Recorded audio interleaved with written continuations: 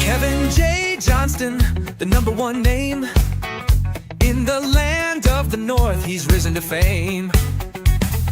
40 years deep in the law he's read.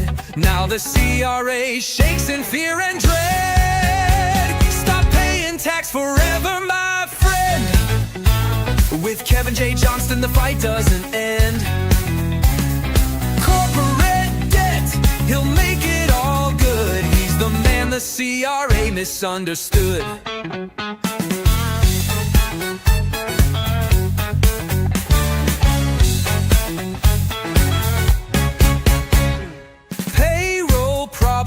They vanish like mist when Kevin shows up with his legal fist.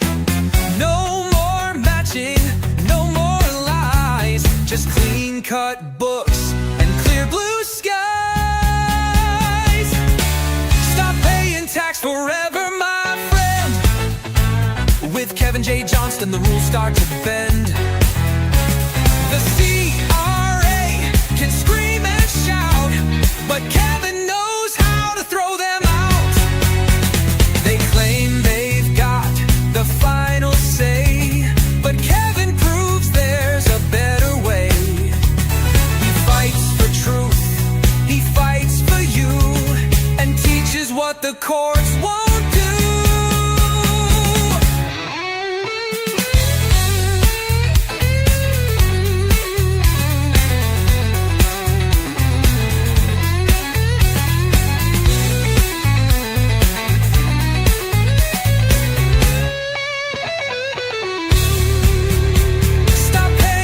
Forever today. Let Kevin J. Johnston show you the way. The expert, the rebel, the man with a plan. He's saving this nation, one client per hand.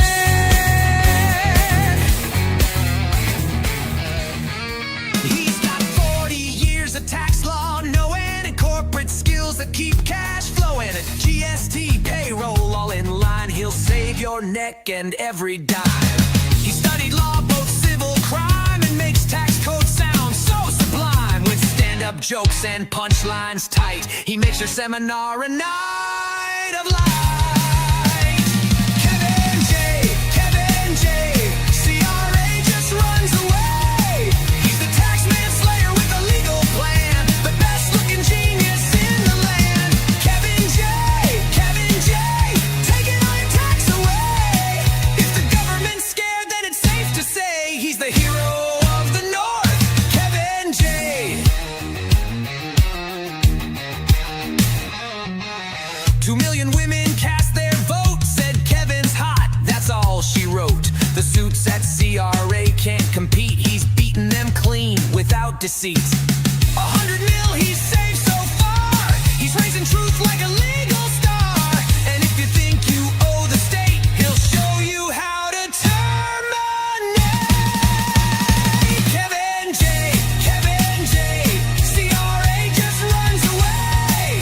He's the tax manslayer with a legal plan, the best-looking genius in the land. Kevin J, taking all your tax away. If the government's scared,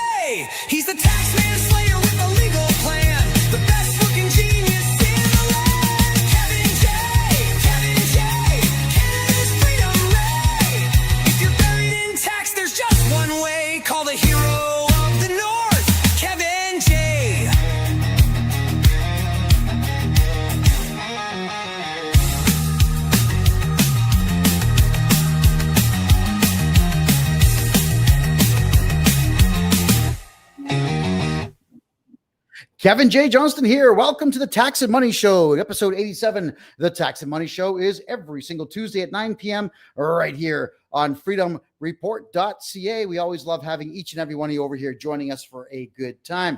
And tonight, everyone, we're going to have ourselves a very good time talking about my lawsuit against the Canada Revenue Agency, the criminal enterprise, the mafia, like the less intelligent than most mafia, if you will. The Canada Revenue Agency are a bunch of criminals, and it blows my mind to think that there are so many staff who work for the CRA that have no idea why the public hates them. Why do people yell at me on the phone? I don't understand.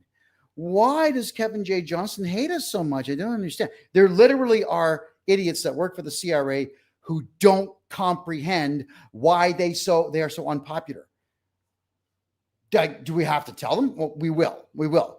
Is because the Canada Revenue Agency does not operate under criminal law, which means none of us have to do anything they say. None of us. They operate under civil law, and I always ignore civil law. When someone makes a civil demand of me, get bent. I'm not going to do anything you say. Why would I do that? There is no benefit to me doing what I am told, period. I've never made money doing what I am told by somebody who wasn't my direct employer. So I shan't be doing anything I'm told, nor should any of you. I'll remind everybody, Clause 150 of the Income Tax Act says you shall do a tax return, not you must do a tax return. And the word shall is merely a suggestion and or request in civil law. So the CRA will phone you and they will tell you, we're going to take your house, take your money, take your kids, take your car, take your pets. We're going to take your whole life away if you don't pay us tax. Yeah, that's right. They say these things to you. Completely illegal. That's intimidation, Section 423 in the Criminal Code. 5 years in prison. That would be uttering threats, extortion. That is fraud over 5,000, criminal harassment. It's all of the above. And the worst part is, and like I'm not mocking my individual clients because I would never tell anybody who my clients are, period. But we do have police officers as clients. And I've asked the ones that come on saying, before we begin, can I convince you to use your autonomy as a police officer to go and arrest anybody? Pick a CRA rep and just arrest them. And, the answer is the same. Well, the boss says don't do it. I get it. The police chiefs are told not to go and arrest CRA representatives. Even if the CRA is given cops a difficult time, they're not supposed to go and arrest them. So how did the federal collection agency, and that's all they are, be able to have influence over the RCMP and influence over provincial police and municipal police in Canada to say, hey, we're going to break the law every day, but don't arrest us? Because now the worst part of that is the cops are saying, ready for this? Oh, okay. It's not like they have a court order that says don't file criminal charges. The CRA does not have a court order to all police anywhere in the country that says you cannot arrest the CRA. There's that someone told the chiefs of police don't arrest them, and the chiefs of police are saying, okay. But they will go ahead and put Canadians in prison who speak out against the government. I know, I'm one of those guys. Yeah, I'm sure most of you who watching the show now have heard my story, and I never tell my story of the Canadian government incarcerating me for talking, for sympathy. I want you to know my story so that it doesn't happen to all of you, but it looks like it's going to start happening to all of you because we got bills at C2, C8, C9. All these bills are going to pass.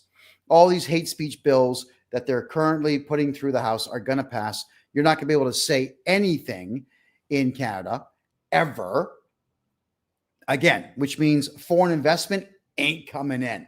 It's not coming in. What does that mean for all of you? It means that all of you got to stop paying your taxes right now. You all got to stop paying your taxes. And in no longer paying your taxes, you'll be able to pocket a lot more of your money and be able to get the hell out of the country and live a very good life. Now, for those of you who keep asking the same question over and over again, I don't do questions until the last half of the show. So slow it down, please. Greatly appreciate that. For those who are concerned, yes, Rumble is up and running. So is YouTube. DLive is the only one not working tonight. Oh, wow. We got a lot to cover. So let's just dive right into this, everyone. Now that you know my particular stance on the CRA and my curiosity as to how it is that cops are afraid of the CRA.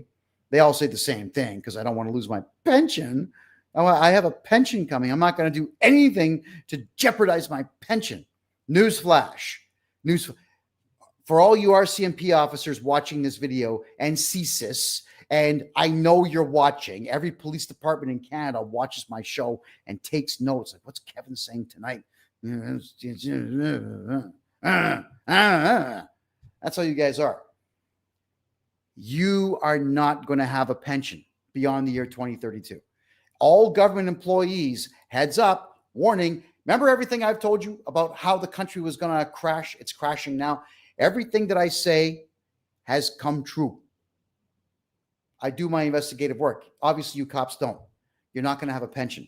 Jail guards and police officers and bylaw officers and all you clowns out there who think you're going to have a pension, you ain't. And as I said earlier in the show, or actually earlier today, I was just talking about the fact that people who work for the Canadian government typically are incredibly bereft of all kinds of things, life skills, social skills.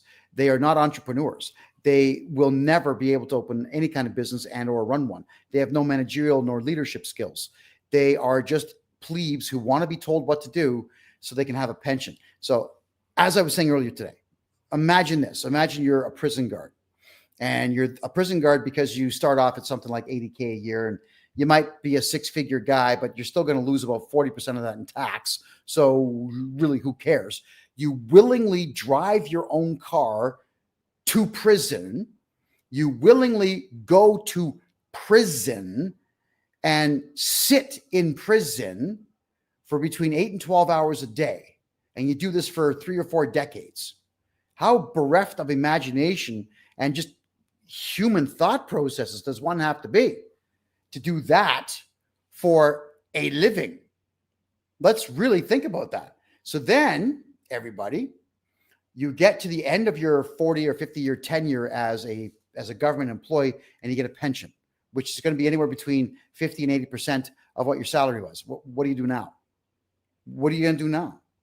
You know, people who work for the government, especially cops and any of like prison guards and whatnot, they don't really have friends. They've got people that hang around them looking for favors, but that's about it.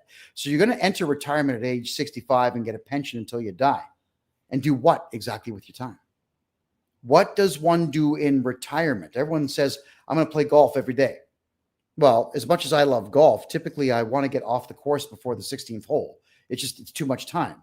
I'd rather be productive. You know, you're going to sit on the beach all day and do what? Get skin cancer in a year? You know, what do you do on the beach every single day? Now, when I lived in Florida, a lot of retirees would have a morning walk. They'd walk 5 miles one way and 5 miles back. Good for them. They had some exercise. Now what? You go to the local cafe and eat. And then you do what after that? You go shopping, but you're going to spend all your pension money on shopping for stuff that you don't need. What do you need at age 76? Really, aside from a place to live and food? What do you do in retirement, everybody? I can't retire. I'm not a guy that could ever retire. I can't sit down and do things for that long. I've been to the beach fewer than 30 times. I live in a beach country. I've been fewer than 30 times in 2 years. And when I do go to the beach, usually around 3 in the afternoon, I've had enough. I want to get back in front of my terminal, make some phone calls, and make some money. So the point I want to make here is government employees are so bereft of imagination that they don't see it that way. They're going to go sit at the beach and do absolutely nothing, achieve nothing, watch TV. Yep, there you go. And wonder why they're miserable. And then they're going to spend money on therapy. And it all started when my dad took away my cat and I didn't get that red ball I wanted. Then I was a prison guard for 50 years. And then I retired. I thought I'd be happy, but I'm not. I'm miserable. Yeah. Could you imagine spending all your pension money lying down on a couch telling your problems to someone else who also has problems? Wow, man. If you aspire to do nothing more than to have a pension at the end of a few decades of working a job that sucks, where the job itself allowed you to achieve absolutely nothing, then there is no reason for you to exist on the planet. There truly isn't. I don't see a point to anybody who wants to be useless. And I've seen the prison guards. Remember, the Canadian government kept locking me up because I kept telling you the truth. So I'd look out the cell window and I'd see security guards sitting down. And an hour later, you check out the window and they haven't moved. And 2 hours later, they haven't moved. And they move a little bit when it's time to feed the prisoners, and they go right back. Yeah, they don't move. Who wants to sit in a chair looking at the doors of jail cells for 40 years? Mental, woo. But yeah, good for you for sticking it out. All right, let's talk about my lawsuit, everybody. Let's talk about it. Tonight we are talking about the CRA being sued by yours truly, the astoundingly amazing Kevin J. Johnston, who loves to upset the Canadian government, because the Canadian government's honestly been pissing me off since I was in grade 2, maybe earlier. I also want to announce, everyone, that the astounding and amazing Jason Lamar is coming to Panama City, and he and I are doing a show. It's under the banner of the Man's Table. I believe the show is going to be called Manhood Reloaded. We're going to be talking about hypermasculinity and why it needs to come back. It's going to be right downtown Panama City at the main casino, right on the beachfront. I'm Canada's biggest mouth. He's America's #1 shit talker. Tickets are $100 US or 150 Canadian, and that includes dinner live in Panama City. So come on down. There'll be meet and greet at 4:00, and then there's drinks and dinner and everything else after the show. So do not hesitate. Get over to my website, kevinjjohnston.com. Randy's putting the tickets up for sale now. And do not forget, we have another group consultation on November the 26th. The last Wednesday of every month is a group consultation. It's a quarter of the price of a regular consultation with me, and you get to ask questions for the better part of 2 to 2.5 hours during those consults. I highly recommend that you get in there. That's November the 26th, the last Wednesday of November at 8 p.m. Eastern time. All right, everyone. I guess this is what you're all waiting for, is for me to bring up my lawsuit here so that we can discuss it at length. Let's just get this thing adjusted. Where is it? Oh, no, not quite. There it is. Hold on. I've got to make a couple adjustments to the screen here. And there we go. My statement of claim. Everyone, save your questions until the second half of the show. Yes, you guys can look this up for yourself. It is file number CV25-001-01355-0000 in the Ontario Superior Court of Justice. Kevin J. Johnston, me, the plaintiff, versus His Majesty the King in right of Canada, as represented by the Canada Revenue Agency, the criminal losers known as the CRA. All right. My claim. Point 1, the plaintiff, me, Kevin J. Johnston, claims against the defendant, His Majesty the King, in right of Canada, as represented by the Canada Revenue Agency, as follows. A, general damages in the amount of $100 million. B, punitive and exemplary damages in the amount of $1 million. C, a declaration that the CRA has acted unlawfully in disregarding Clause 15 of the Taxpayer Bill of Rights. D, an injunction prohibiting the CRA from interfering with the plaintiff's right to represent taxpayers. E, an injunction prohibiting the CRA from harassing any of the plaintiff's clients beyond what they are legally entitled to request, and only in writing. F, prejudgment interest at the contractual rate. G, post-judgment interest at the contractual rate.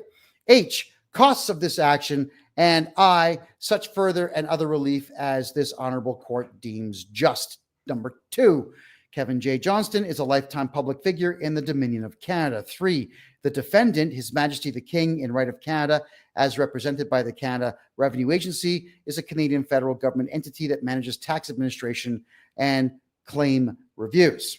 They're also thieves, liars, sneaky, conniving pieces of dirt, and the list goes on. I didn't put that in the suit. Wish I could. 4, the plaintiff operates a corporate and personal tax service company where approximately 80% of the focus is on saving corporations millions of dollars on payroll, HST, GST, PST by reworking their corporate and personal tax filings and introducing aggressive cost-saving measures, all of which are all compliant with the Criminal Code of Canada. I don't care about civil law at all. I do not care at all. I do not break criminal law. The plaintiff, me, has extensive experience in logistics for Fortune 500 companies with offices in British Columbia, Alberta, Manitoba, Ontario, Wyoming, Florida, and Panama, with planned expansion into Argentina in 2026. And after this upcoming very short war, possibly Venezuela. 6, the plaintiff has studied Canadian tax law since 1983 and studied both criminal and corporate law in Canada for more than 20 years. And I apologize to everybody on TikTok. For some reason, the camera likes to blur my face. There we go. 7, the plaintiff has further extensive training in psychology with a vocabulary exceeding 120,000 words, which has been noted by media outlets and judges throughout Canada as a highly charismatic public speaker, and have been ranked among Canada's top 10 public speakers by private enterprise groups that transact in amounts surpassing $50 million annually. Some of them will act as witnesses in trial should this go to trial. 8, from 2000 to 2023, the plaintiff, me, worked on corporate and personal tax matters for Canadians on a part-time basis. In 2023, the plaintiff, me, transitioned to full-time tax services. 9, due to 7 attempts on the plaintiff's life, mine, by various factions of the Canadian government and by the terrorist organizations Antifa and Black Lives Matter, the plaintiff relocated to Latin America for personal safety. This decision was influenced, among other things, by incidents involving the Royal Canadian Mounted Police, who assaulted the plaintiff on 5 separate occasions, and by an incident with the Calgary Police Service, during which 2 morbidly obese lesbian police officers pointed their firearms at the plaintiff, me, for approximately 15 minutes while delivering a lecture advocating extremist left-wing propaganda. You have no idea what it feels like to have 2 morbidly obese female cops standing like this in a park where people are watching but not filming to help me out. It was absolutely bizarre. And I think this whole thing was it was just a weird left-wing experience. This all took place on an island in Calgary called Prince's Island Park. Sorry, this blurring is driving me nuts. There we are. Yeah, that was pretty brutal. And the RCMP back in 2017 broke my ribs when I exposed Justin Trudeau's homosexuality. Yes, that's what I did. Proud of what I did. The RCMP beat the living snot out of me on my own front porch. When my ribs cracked, I started going, trying to breathe. And the one cop says, he thinks it's funny. Give him some more. I wasn't laughing. That hurt. Number 10, in 2021, the plaintiff published a book entitled Masks Are Bullshit, in which I debunked the pandemic and effectiveness of masks and proved that there were no laws compelling compliance. For that, the plaintiff was arrested again, imprisoned and assaulted by the Canadian government. Having faced these circumstances, I had reached the limit of what I would consider tolerable danger in Canada. 11, the plaintiff provides the following services to Canadians. A, personal income tax preparation and compliance. B, corporate income tax preparation, filing, and adjustments. C, payroll administration and remittance management, targeting cost efficiencies of up to approximately $6,000 per employee per annum where legally available. D, corporate restructuring and reorganization. E, acquisition of corporations with existing CRA and bank debts. F, debt management, workouts, liquidation strategies. G, corporate formations and registrations, including extra-provincial filings. H, interprovincial relocation for planning for Quebec-based individuals and businesses to mitigate exposure to penalties imposed by Revenu Québec where lawful and appropriate. I, representation of taxpayers in dealings with the Canada Revenue Agency and before the Tax Court of Canada, subject to required authorizations and applicable practice rules. J, audit response and on-site access management, including directing communications through authorized representatives and limiting on-site access consistent with applicable law and any court orders. K, public education and training regarding taxpayer rights and administrative tax processes. And L, incorporation and banking facilitation in Panama for Canadian clients, including entity formation and assistance with account opening, subject to Panamanian law, bank eligibility, and KYC AML requirements. Background and history, point number 12. The plaintiff's interest in tax law originates in 1983 when officials of the Federal Tax Authority, then known as Revenue Canada, which is now the Canada Revenue Agency, issued a series of threats to the plaintiff's parents, mine, who operated a small business from 1978 to 1994. 13.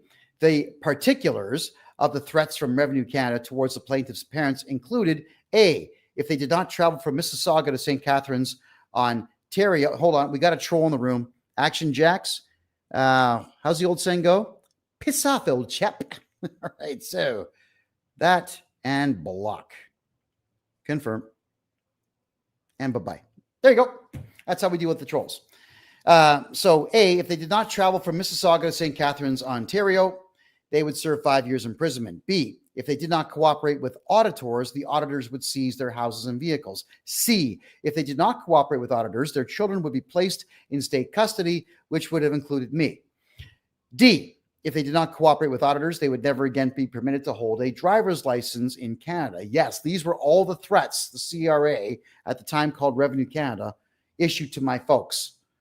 Wow. E, if they did not cooperate with auditors, they would never again be permitted to hold a bank account in Canada. F, they would not be permitted to retain legal counsel. My parents were actually told that they could not have a lawyer. Now, my folks were old school. They believed in honesty being the best policy. They weren't very smart. So they went ahead and were honest and didn't get a lawyer because the government said so.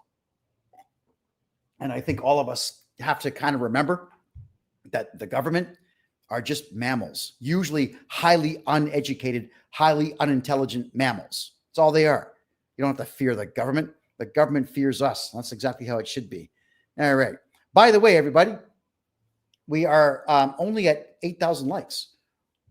What's going on here? I'm not even at the best part of this lawsuit yet. There's the illegal stuff the CRA does. So I need everyone, Instagram, everybody here on TikTok, double fingers. Let's get rocking. We got to get the likes over 100,000 tonight, everybody. Let's just really get this rocking and share this out on your own feeds, please. Let's get this out on Rumble. Look at the thumbs up. If you're on YouTube, hit the like button. If you're over on Twitch, please forward it. Do whatever it takes to get this information out to the public. I do not want the public afraid of the CRA. I want the CRA terrified of the army that I'm building. And that's all of you included. Number 14, detention and interrogation. Lacking knowledge of their rights, my parents acquiesced to the perceived authority of Revenue Canada. Upon arrival in St. Catharines, Ontario, they were for 3 consecutive days held in a room for approximately 8 hours per day and questioned extensively concerning both their taxes and personal affairs. The resulting harm, number 15. On the 3rd day, my mother suffered a nervous breakdown and was permitted to leave the locked room only after losing consciousness. Subsequently, auditors appropriated 1/3 of my parents' wealth without lawful justification. 16, catalyst for study. Witnessing what I regard as serious and unlawful conduct inflicted upon innocent persons, I commenced an intensive study of Canadian tax law. 17, escalation of public messaging. In the years since, and in particular August of 2023, the CRA has engaged in nationwide communications calculated to intimidate Canadians, exacerbating public fear surrounding tax administration. By that time, I had determined to devote myself full-time to tax and corporate tax work. 18, context for relocation. Owing to what I characterize as structural dynamics of the Canadian state and Canada's communistic nature and anti-white, anti-Christian, anti-American, anti-men, and pro-pedophilia media and government, I experienced ongoing pressure to cease educating Canadians regarding their rights, to safeguard my personal security given the violence I attribute to the police acting at the direction of certain politicians and or institutions. I chose to leave Canada so as to live free from further harm. And of course, the mental anguish of being around left-wing nuts all the time, it takes its toll. It's difficult to be around negative left-wing people all the time. There's none of that nonsense here in Panama. None of that. The people here are great. 19. After leaving Canada, now being safe from persecution and violence, I established my full-time tax service and international trading business and resumed podcasting and educating Canadians on their rights and proving to the Canadian populace that the Canada Revenue Agency has no authority and are merely a collection agency using highly illegal tactics to steal earnings from Canadians. 20. Facts about the defendant, the CRA. A. The CRA is merely a collection agency that receives a very large amount of funding from the federal government of Canada. There we are. B. The CRA is not a police force. C. The CRA is not a judiciary. D. The Canada Revenue Agency has no authority to arrest, detain, or question anyone. E. The Canada Revenue Agency has no authority to enter your property, enter your business, enter your home, or even speak to you if you ban them from doing so and or simply tell them no. True story. You say get lost, they got to go. Doesn't matter what card they hand over to you. Doesn't matter what they say they can do. Just piss off. Get off my land. It's that easy. F. Canada Revenue Agency does not have any laws that allow it to act as if they were police or judiciaries. Not one. G. The Canada Revenue Agency does not file lawsuits because they do not want to spend money hiring lawyers from the Department of Justice to represent them in cases that they would most likely lose. Should they lose a lawsuit that they file, case law would be written, and everybody else who would be sued by the CRA for the same thing would win based on quoting case law. And all of you need to look up the case law of Shopify versus the CRA, where Shopify sued the CRA and won. They won. Now the CRA cannot make blanket requests for your client's information. Pay attention. These things matter. Forget the Jays. Forget the Leafs, the Loafs. Forget them. Forget the Habs, eh? Pay attention to what's going on in your own country. H. The CRA relies on the Tax Court of Canada to render decisions in its favor about equity, where the Tax Court of Canada has no jurisdiction over equity. I. The Canada Revenue Agency refuses to inform the public of the difference between a law and an act. They rely on various clauses of the Income Tax Act and the Excise Tax Act to make themselves appear official in their capacity. Now, Section 819482 says that you can use toilet paper at your leisure. And these things don't matter, people. They really, really don't. J, the Income Tax Act and the Excise Tax Act, ready for this? Do not pertain to the Canadian populace. They only pertain to employees or contractors of the CRA. This has been confirmed by numerous auditors that the plaintiff has spoken to at the CRA over the last 2 years. K, the Canada Revenue Agency relies solely on fear and ignorance of the law by Canadians to extract monies from Canadians, not any criminal laws. L, the CRA has not established in law any authority to collect monies from me or my clients or any of you in the matter asserted by its agents. The plaintiff, me, further pleads that Canadians cannot be imprisoned for mere non-payment of tax, and that any representation to the contrary constitutes a misstatement of law. Possible fraud, possible intimidation, possible uttering threats. M, CRA officials and or agents have falsely represented to members of the public that they will face imprisonment for failing to pay taxes, thereby inducing payment through fear rather than lawful process. N, the CRA maintains an auditor's handbook, and in Chapter 10 of that handbook instructs auditors in methods that include misrepresentation to the public and targeted harassment of spouses, children, suppliers, and clients of persons under audit or review. The plaintiff pleads, me, that such conduct, if proved, which it will be, would constitute criminal harassment and related unlawful acts. All right. Chapter 10 of the CRA's Auditor's Handbook further acknowledges acknowledges the absence of independent authority in CRA auditors and directs that where a taxpayer becomes angry or hostile, the auditor is to terminate the audit immediately and refer the matter to a team leader, usually a beta cuck loser virgin, who will determine whether to continue employing the tactics described in Chapter 10.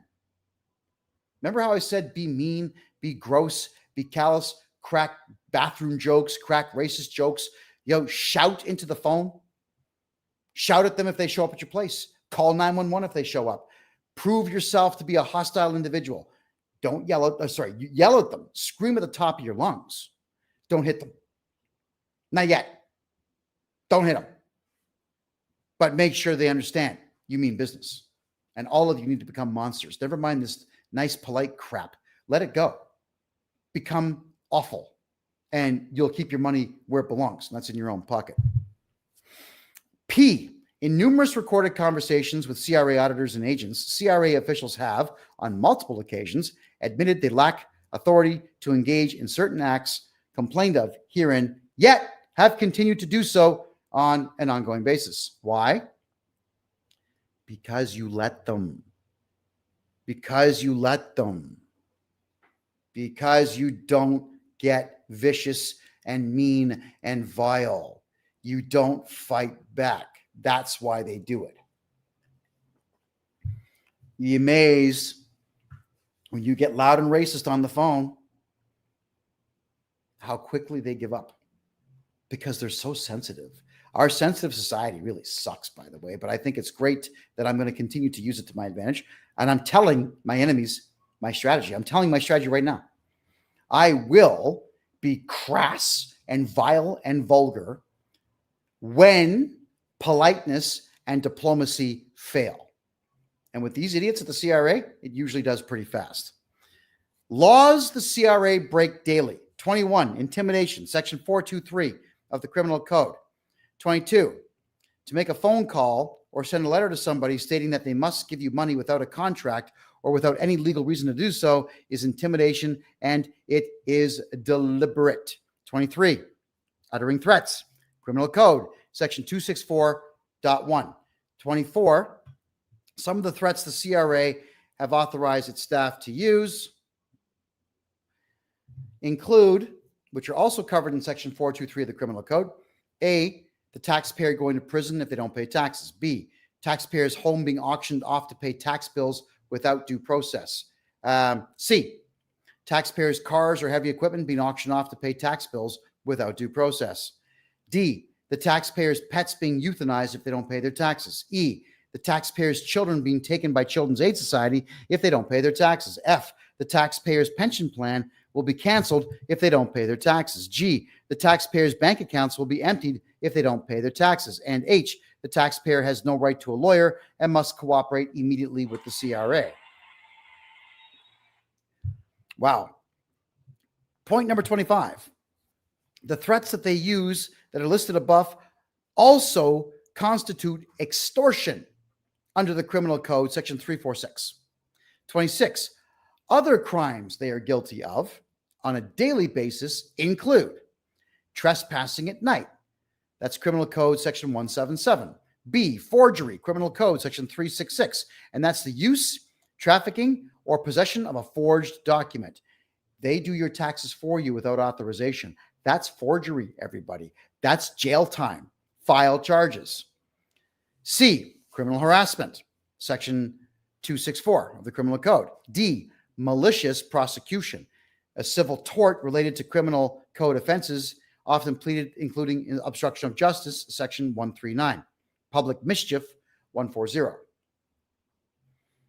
If 1 million Canadians laid 1 million charges against the CRA in all the courthouses across the country, we would choke the courts up something fierce. The courts would have no choice but to begin to tell the CRA to behave themselves.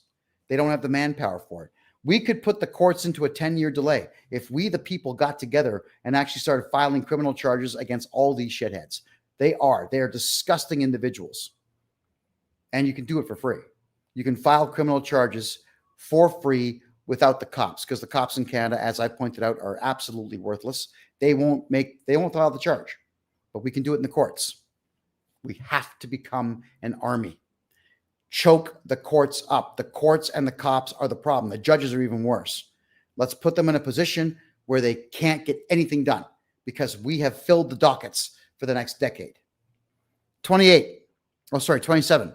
Regrettably, many Canadians remain unaware of their legal rights, a condition I attribute to systemic shortcomings in civic education. On 2 separate occasions, judges in the province of Alberta cautioned me not to disclose to Canadians, ready for this, not to disclose to all of you lovely people out there the full extent of your rights, ostensibly to preserve control over the populace. And then I was given a court order that I could not leave the province of Alberta. And then I was given a court order to stay off the internet. And then I was given a court order that I could not produce my own show anymore. And then I was given a court order that I could not even use a cell phone, because they were too afraid that I was going to teach all of you your rights. Yeah. Imagine being in your 50s and you're not allowed to use a cell phone because some loser, they call themselves judges, in a black dress says, I don't want you teaching the Canadian public about their rights so that Canadians don't get brave and overthrow us. So you can't use a cell phone. Well, I'm well outside their jurisdiction now. They're not going to stop me now. In fact, these judges and these cops and these politicians that wanted me locked up made a very big mistake. They put a guy with an IQ of well over 140 inside the prison system to find out exactly how the system works. You should never have done that.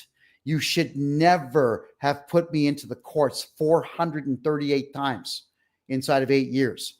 You taught me by default, and probably unintentionally, you taught me how the system works. You showed me how disgusting Canada is and how vile the individuals are who run it.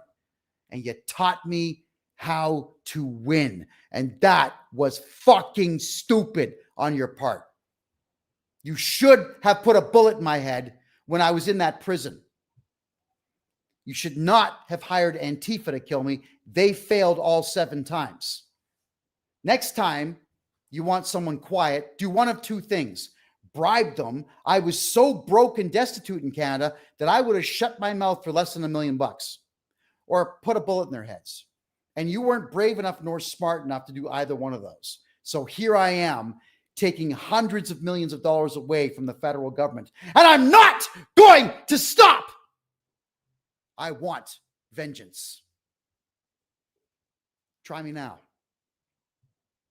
Number 29, attendance with police and assertions of entry authority. Now, this is other tactics the CRA use. A, when a homeowner or business owner declines to cooperate with the CRA auditor or other CRA losers and or personnel, these officials sometimes depart the premises and later return accompanied by police officers. The taxpayer is then told falsely that the police presence compels entry or cooperation. I'm stating that such conduct is contrary to the Canadian Charter of Rights and Freedoms, including, but not limited to, sections 7, 8, and 10B, in that taxpayers are not advised of their right to remain silent, the requirement for a warrant or other lawful authority for entry, or that absent such authority, that cooperation is always voluntary. They don't tell you that. They don't tell you that in school.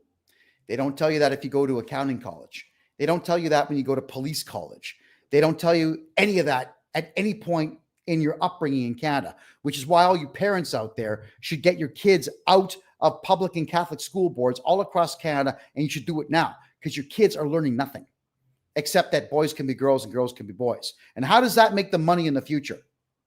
Or they'll put flags in their hands and say, here, you have to cheer for this country in some conflict that we know nothing about and does not pertain to us. How does that make them money? So that's I'm blaming the entire system, which is why I think all of you know, I've said this before, the system has to crash. It's too far gone. It can't be fixed. There's no political solution to this at all. Canada must crash, must go completely broke, and there must be civil unrest for between 10 and 20 years before some strong guy has an army of his own and can rebuild the country at a future point. Because every time a civilization crashes, one of two things happens. A, it completely disappears off the map, or B, it comes back later twice as strong. It is possible, but it has to crash first. Police advisements and intimidation. This is point number 30. A, the CRA on certain occasions have police officers who have failed to inform taxpayers of their right to remain silent and the right to refuse entry to any part of their property, and lacking the authority to do so. The plaintiff alleges me that the combined effect of such conduct amounts to intimidation within the meaning of the Criminal Code, Section 423, and constitutes an improper attempt to compel compliance outside of lawful process. 31, removal of CRA personnel from private property. A, where no warrant or other lawful authority exists, property owners may lawfully instruct police to remove CRA personnel from the premises, and that police are obliged to comply. True story. Public messaging to the contrary constitutes misinformation that improperly chills the exercise of property and privacy rights. So let's just say the CRA shows up at your door with two cops. I'm here to inspect your books, and they're going to make sure I can do it. You look the cops in the eye and say, hey, pig one and pig two, you get this piece of crap off my property now. Do your job. Get him out of here now. And then lock the door. And better yet, you're better off. Hopefully you have a slot in your door and you can shout that through the door. It's always better not to answer the door when the cops are there, so they don't pull that trick where they stick their foot in the door. Because I'd love to just shoot their foot when they do that, but you know what'll happen? They're going to get on the radio. Shot me, right? They're not going to say that they tried to forcibly enter your house and intimidate you without a warrant and did not heed your warnings. They won't say that. They'll lie, because that's what cops do. They're such cowards, all of them. Yeah, you can spare me the notion that police are worth anything in Canada. They're not. And they're worse in the States. Number 32, telephone practices and characterization of non-cooperation. A, the CRA and or its agents or contractors engage in telephone practices that include threatening or coercive statements designed to induce taxpayers to file returns or remit monies not lawfully owing. The calls are sometimes conducted by personnel who provide unclear, scripted, and or misleading information, leading taxpayers to terminate the call. The CRA then categorizes and characterizes such terminations as non-cooperation and proceeds to pursue collection measures, including offsets or garnishment, absent adequate notice or due process. The plaintiff alleges that these practices are calculated to create confusion and fear rather than to secure lawful compliance. Yeah, it's all just lies. That's all they do is lie. When a CRA representative calls, assume they are taking a page out of the same book as the cops. Lie, lie, lie, and lie some more. That's all they do. Hey, Hal, welcome back. They just lie. So, lie back. You're under no obligation to tell the truth to the CRA. Or better yet, just stop talking to them and send them off the appropriate legal letter. Better yet, have me call them on your behalf. You know I'll record the call and most likely stick it up on YouTube for the world to hear it. By the way, everybody, the hearts have stopped. Come on. We're at 27.3 K views. That's right. We're not quite at 28,000 views. We got to break 100,000 likes. 100,000 likes. Let's get the double fingers going right now. Same over here, everybody. Instagram too. Likes bring in traffic. And I know I'm being shadow banned a little bit right now, so we have to get the likes rocking. Please share this content out with everyone you know. I want every Canadian to know they don't have to do a damn thing the CRA says, or any government body for that matter. You do not have to cooperate with anyone, period. Number 33, statements regarding assessments. A, the CRA issues statements of account and assessments that are assumption-based. That's right, a wild guess, and mostly inaccurate, while failing to adequately inform taxpayers that an assessment is an administrative position subject to objection, appeal, and correction. Taxpayers are routinely not advised clearly and promptly of their rights to contest, object to, and appeal such assessments within the prescribed statutory times. If you get a tax assessment and you don't like it, appeal. It's called objection. The form is free. Just type it in. Object to CRA. It's 1 page. Fill it out. Send it in. They have 90 days to give you an answer on it. They'll probably say that, oh, no, our assessment is correct. No problem. Take it to court, tax court.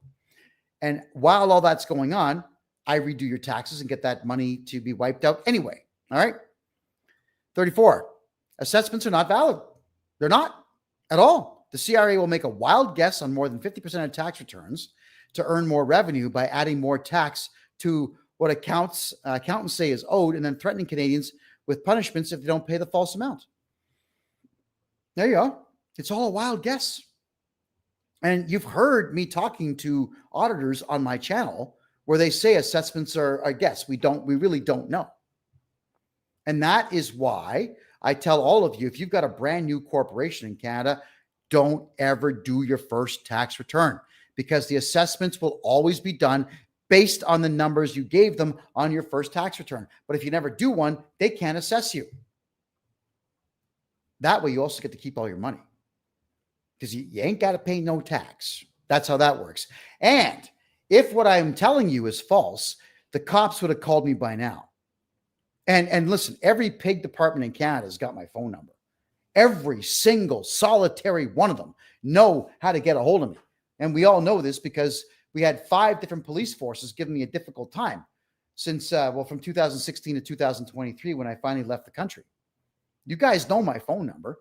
So call me sometime and let me know that you are really mad that I won't stop talking. Blah, blah, blah, blah, blah, blah.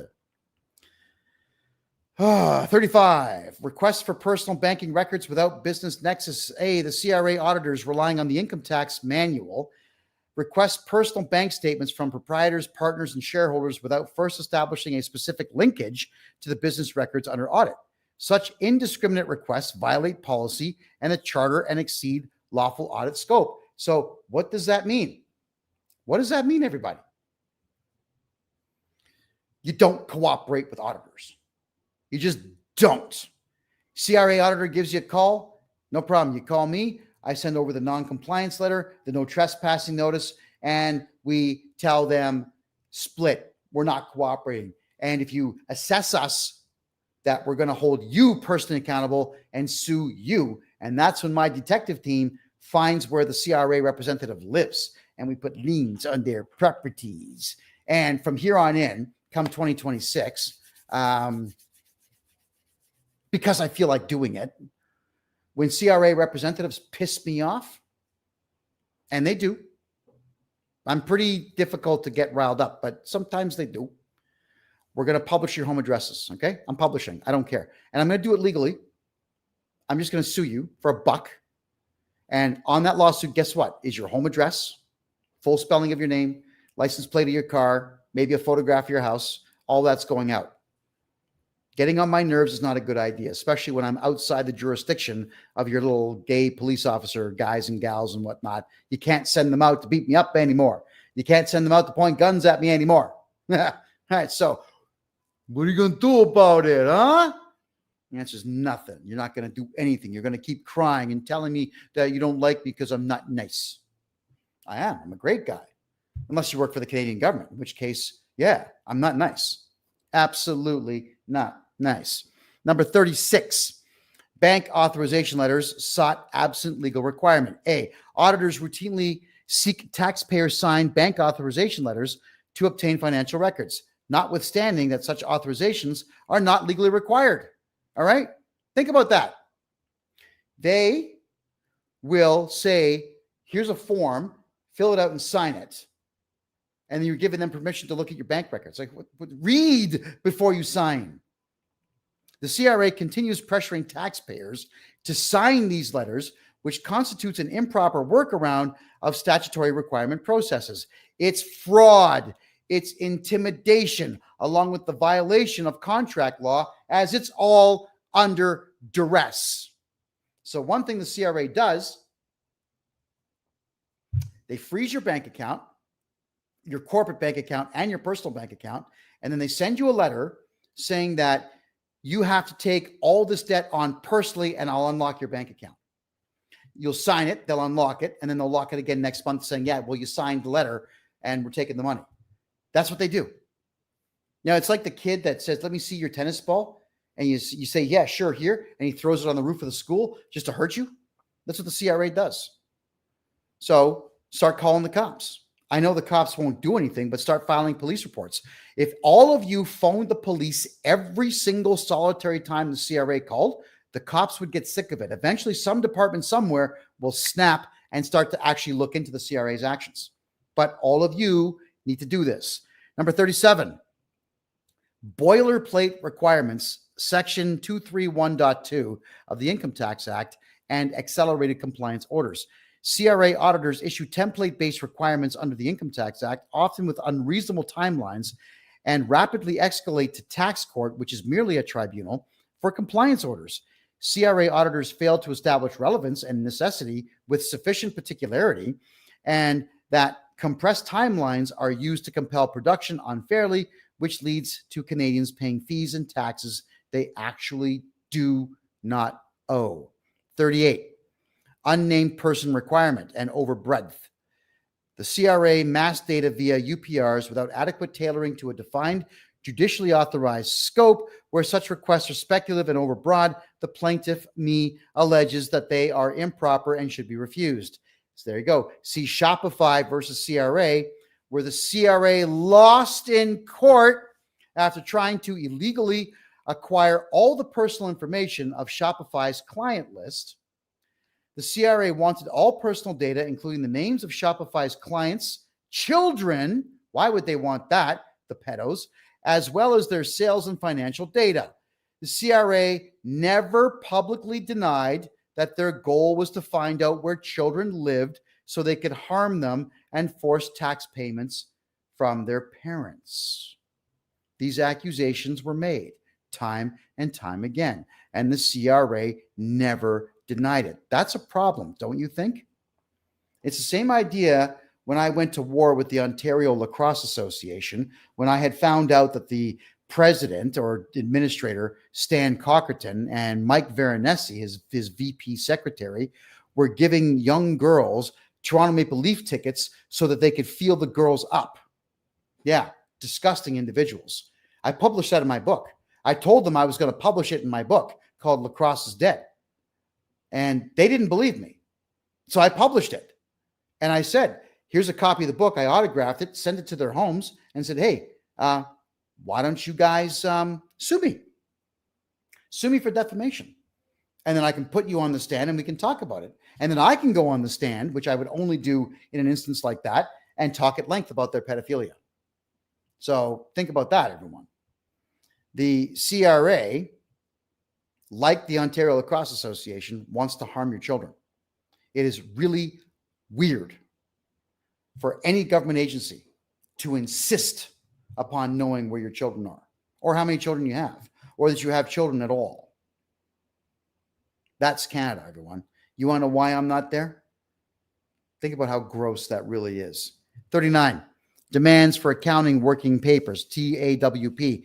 CRA auditors demand tax accrual, working papers, and other accountant analyses as a matter of routine, contrary to established limits on audit powers. Routine, non-particularized demands for TAWP, are improper and should be resisted, as there is no legal requirement for anyone to cooperate with the CRA. Now, your accountant will definitely fold. If the CRA calls your accountant and says, give us all this person's records, your accountant is gutless, and they will.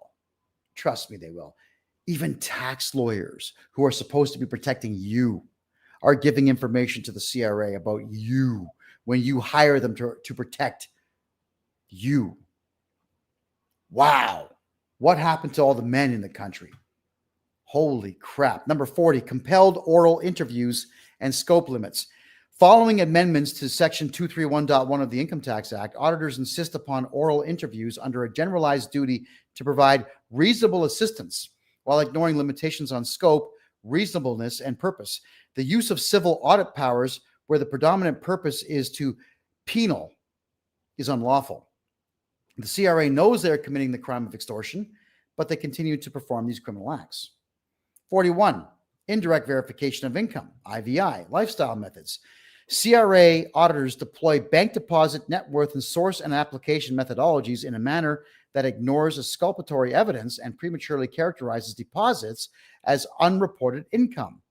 The resulting assessments are vulnerable for want of a proper evidentiary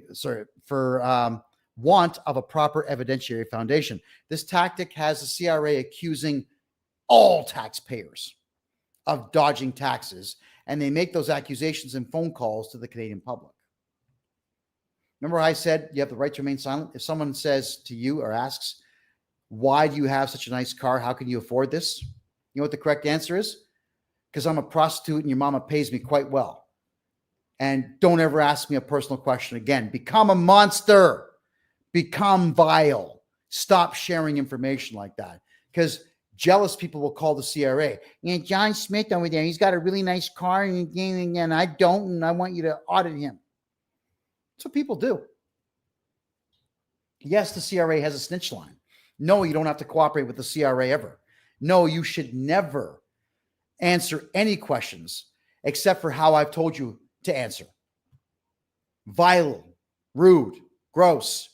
Let them know you're not interested in talking to them.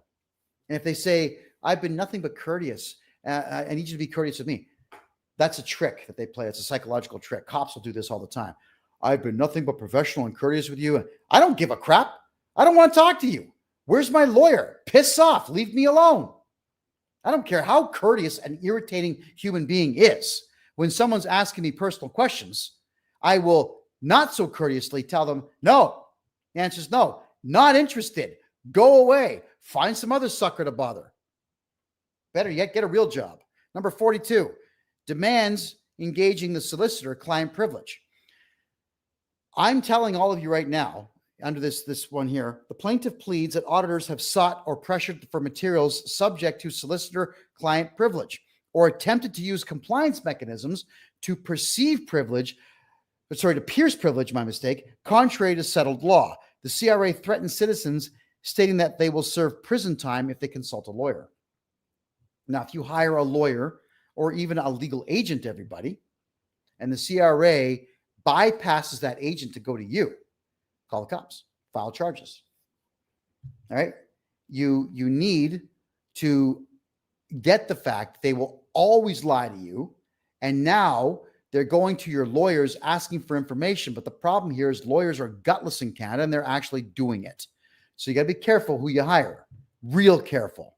43, collections during dispute despite taxpayer bill of rights. Number 7, the CRA engages in or threatens collection action while valid objections or appeals are pending, relying on exceptions, including jeopardy orders or deemed collection for certain entities in a manner that overreaches lawful limits and chills the exercise of dispute rights. The CRA is outright ignoring Clause 7 of the Taxpayers' Bill of Rights by ignoring the disputes that Canadians are bringing to the CRA and or the Ombudsman.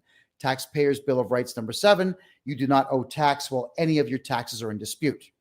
And the CRA tend to ignore that one. Again, we got to start all getting together as an army, filing criminal charges. One more thing that we all can do together as an army is, if you have free time, make lots of phone calls during the business day from Monday to Friday, from 8 a.m. until 5 p.m. in your time zone or other time zones. I don't care where. If all of you out there have auto dialers and you're dialing on a regular basis, and all of us are calling all the auditors all of the time and just keeping their phones ringing and filling their voicemail, they don't have time to make outbound phone calls.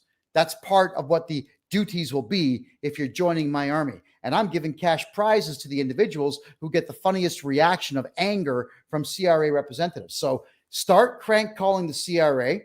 They have no right to privacy. They work for the government, and irritate them in any way you want. Make a video about it. Put it up on YouTube or TikTok or Instagram. I don't care where. Get me the link. I'm going to listen to it. All right. When I do my 10-kilometer power walks, I put on a 50-pound weight vest and I walk. And that's when I return calls. But that's also the time where I get finally a chance to listen to some good audiobooks and whatnot. Or in your case, now these funny videos you're all going to create. So what are you waiting for? I want to give away prize money, cash. I want to give you money. So start pissing off the CRA on the phone. And if it's really funny, you win. Cash. I'll email it to you. If you're in the States, that does not preclude you, by the way. You don't have to be a Canadian citizen to irritate the CRA. We're going to start publishing all of the phone numbers that we have on file for the CRA. And I'm asking you guys, soldiers, get out there.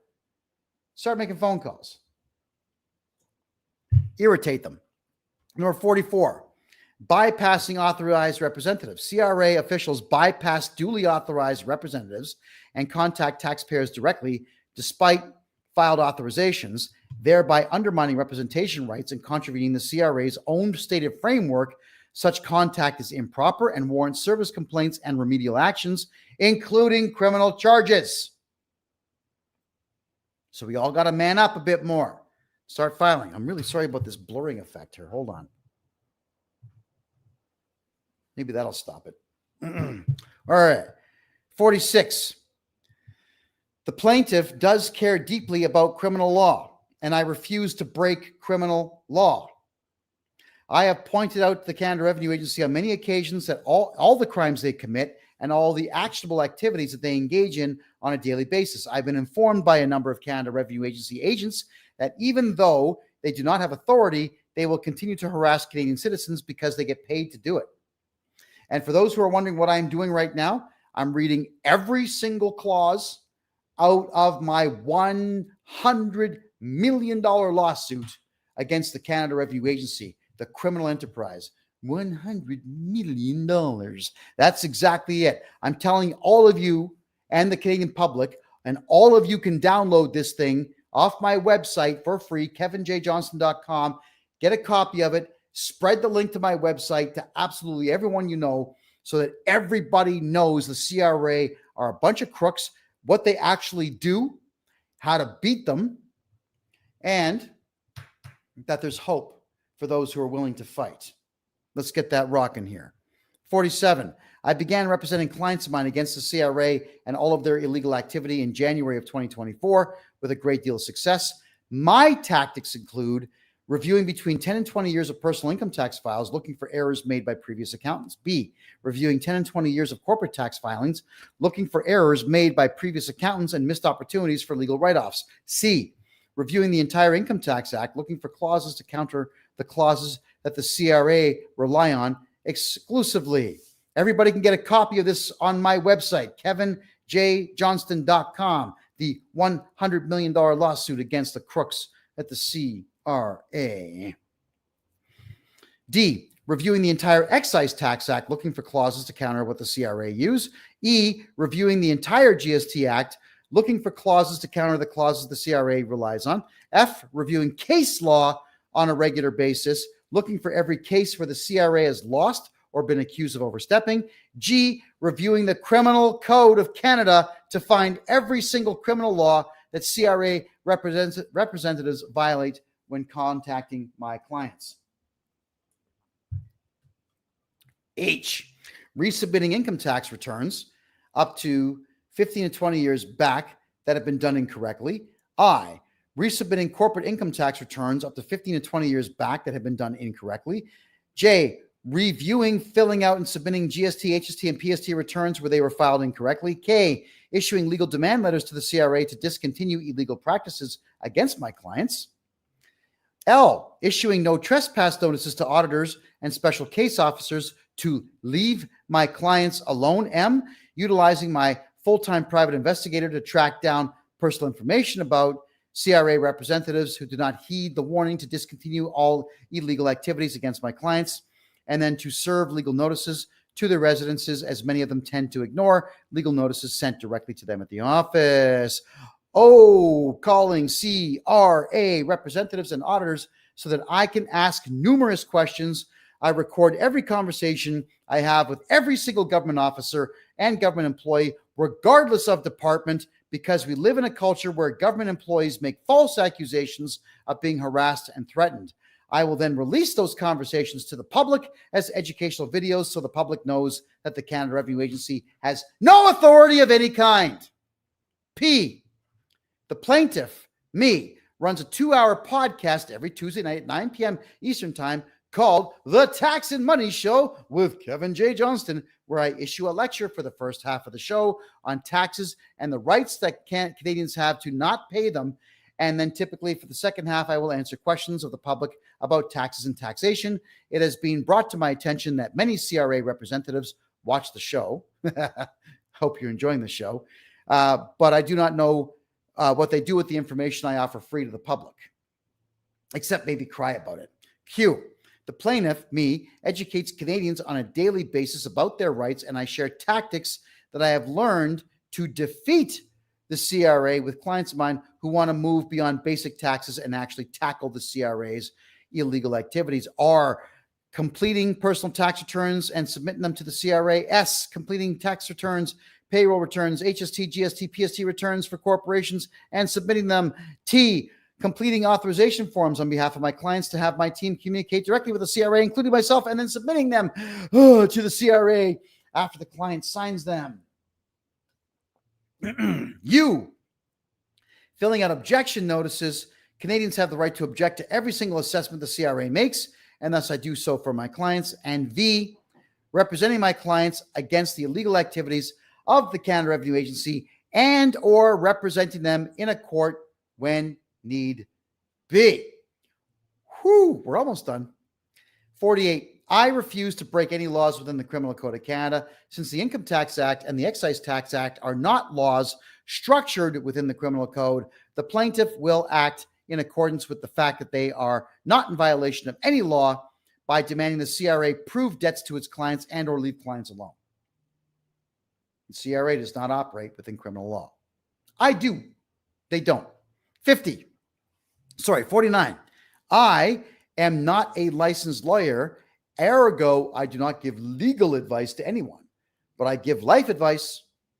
I can do that. And I can give tax advice because that ain't legal advice. Because, taxes ain't legal. 50. The plaintiff dislikes the tactics of the CRA that they utilize against Canadian people. I do believe in accountability, which is why I do not break the law and why I wish for the CRA to discontinue all of its illegal activity. 51. On numerous occasions, the Canada Revenue Agency on numerous occasions, CRA representatives have indicated to me that they are afraid of what I represent, and that is removing their capacity to intimidate the uneducated by educating them on Canadian tax law and tax policy. Woo. We're at 44,000 likes, everyone. We're getting there. We got to break 100,000 tonight. So everyone, double finger. And I'm going to stay late tonight, okay? I know I always answer questions for the second half of the show. I'm going to answer those. So everyone, stay late with me tonight, but those fingers have got to get rocking. We need 2 fingers going at all times. Like, get it out there. Share, subscribe, follow, do whatever it takes to make sure you always get the updates on tax law in Canada. All right. Number 52, I do not issue threats. I do not extort, and I will not use violence against members of the CRA, which I've made public, although I really wish that the good Lord himself would allow that law to change so that we can deal with the CRA in a manner in which they deserve to be dealt with. Number 53, I will continue to instruct the public on how to win against the CRA. And here we go. My reasons for commencing this $100 million lawsuit against the CRA. 54, towards the end of 2024, a representative from Bob Hamilton's office, who is the director and or commissioner of the CRA, issued a letter to me stating that they would no longer allow me to represent my clients. This is a violation of Clause 15 of the Taxpayers' Bill of Rights. The Canada Revenue Agency has no authority to make this decision. No one in Canada can force a Canadian citizen into a position where they cannot hire the representative of their choice. The CRA has told a number of my clients on the phone in recorded calls is they will simply ignore all letter and legal demands I make to them, which is why I have to get extreme with you bastards now. And it's not going to be nice. No, I'm not kidding. And I think you know that. I got a big smile on my face because, I've already hatched a couple of plans to interfere with a few of your lives on a personal level. Yeah. And we're going to do it. And there's nothing you can do to stop me. You should have shot me in the head when you guys had me locked up in that jail cell for telling the world about the truth that Canadians are subject to mafioso in dealing with the CRA. All right. There we are. 55.